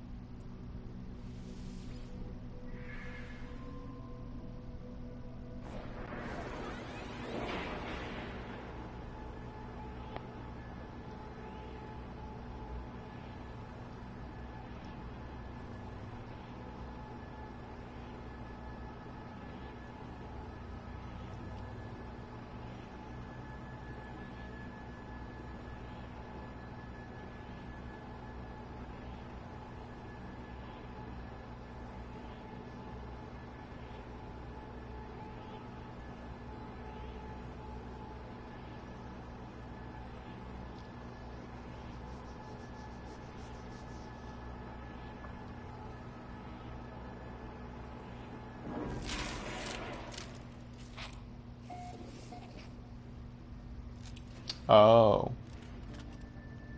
Yeah, Yeah, that can create problems. Okay, let's turn this in so I don't stupidly sell it again. I hope my request will not send you too far afield. Well, it did. The viridium I need is found only within mineral deposits found in the terrain of green star systems. My farmer's interest in fauna extremophiles grows. They have presented me with a sample of Vivi-lava, a strange living rock that grows in extreme heat. I am charged with fetching a mineral called viridium to feed its delicate root system. I have the viridium you need. That's good news. I appreciate that not all my requests something. Vivi-lava. I might grow some of that. I'm still thinking about it. Make some explosives. Suit yourself. They are our finest crop. Indeed, with the farm thriving like it is, I don't think there's anything else I can teach you. My Gek assistant is nibbling on a baked kukursula as I approach. I decline the portion they offer politely, hoping that my refusal will not cause offense. I need not have worried. My farmer is more than happy to keep it for himself. Himself? They said himself instead of themself. They've never used a gender pronoun for aliens before. I never noticed that. It says himself. That's funny. Okay, thanks for all your help. You're welcome. Thanks for the kukursula. You don't know what you're missing. So my farmer's quests are all done. So goodbye to him.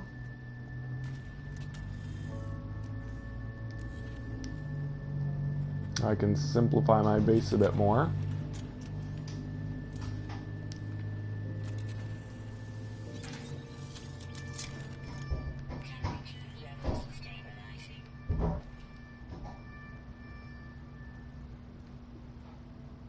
Oh yeah, I'm gonna need to farm carbon again.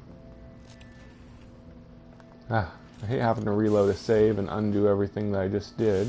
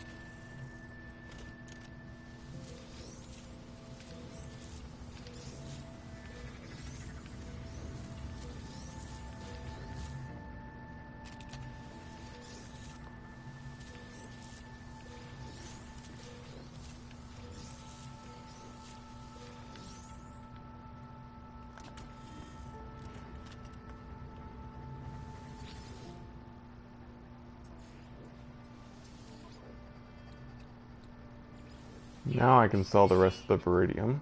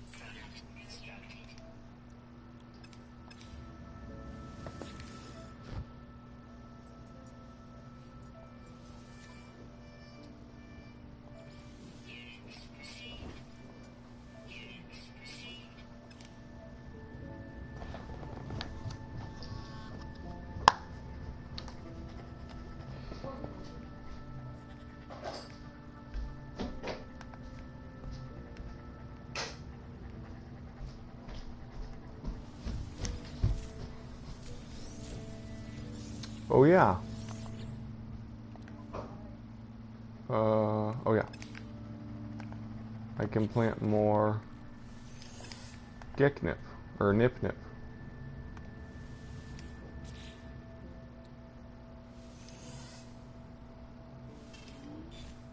Oh no. No, no, no!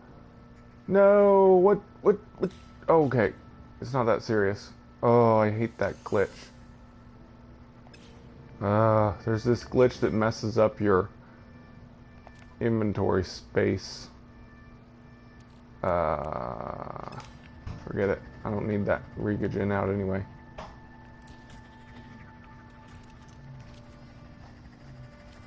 Used to be a really bad glitch that would sometimes put your like tech components into your starship inventory. Like you get a jetpack, like you get your actual jetpack put into your starship, and then you wouldn't be able to jump anymore, and you'd have a jetpack stuck in your starship. And I just got that glitch, but all I did was move my Atlas pass into my starship. Ugh. Glad it wasn't anything too serious.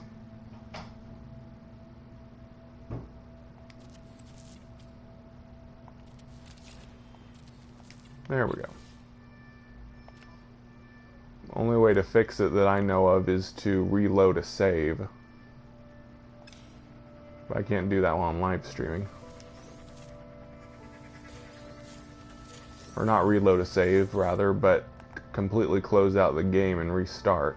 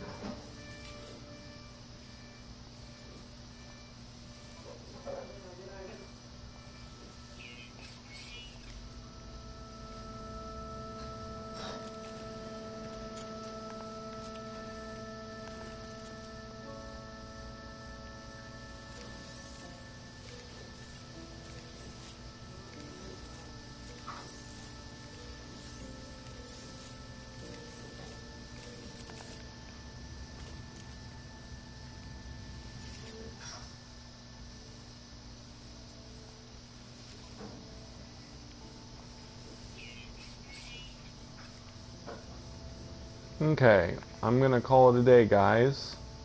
I accomplished quite a bit. I got Warp Reactor Tau and got it built. Made a lot of money. Warped a little ways closer to the center. I'll concentrate more on getting there once I get Warp Reactor Theta. But for now, all is going well in survival mode.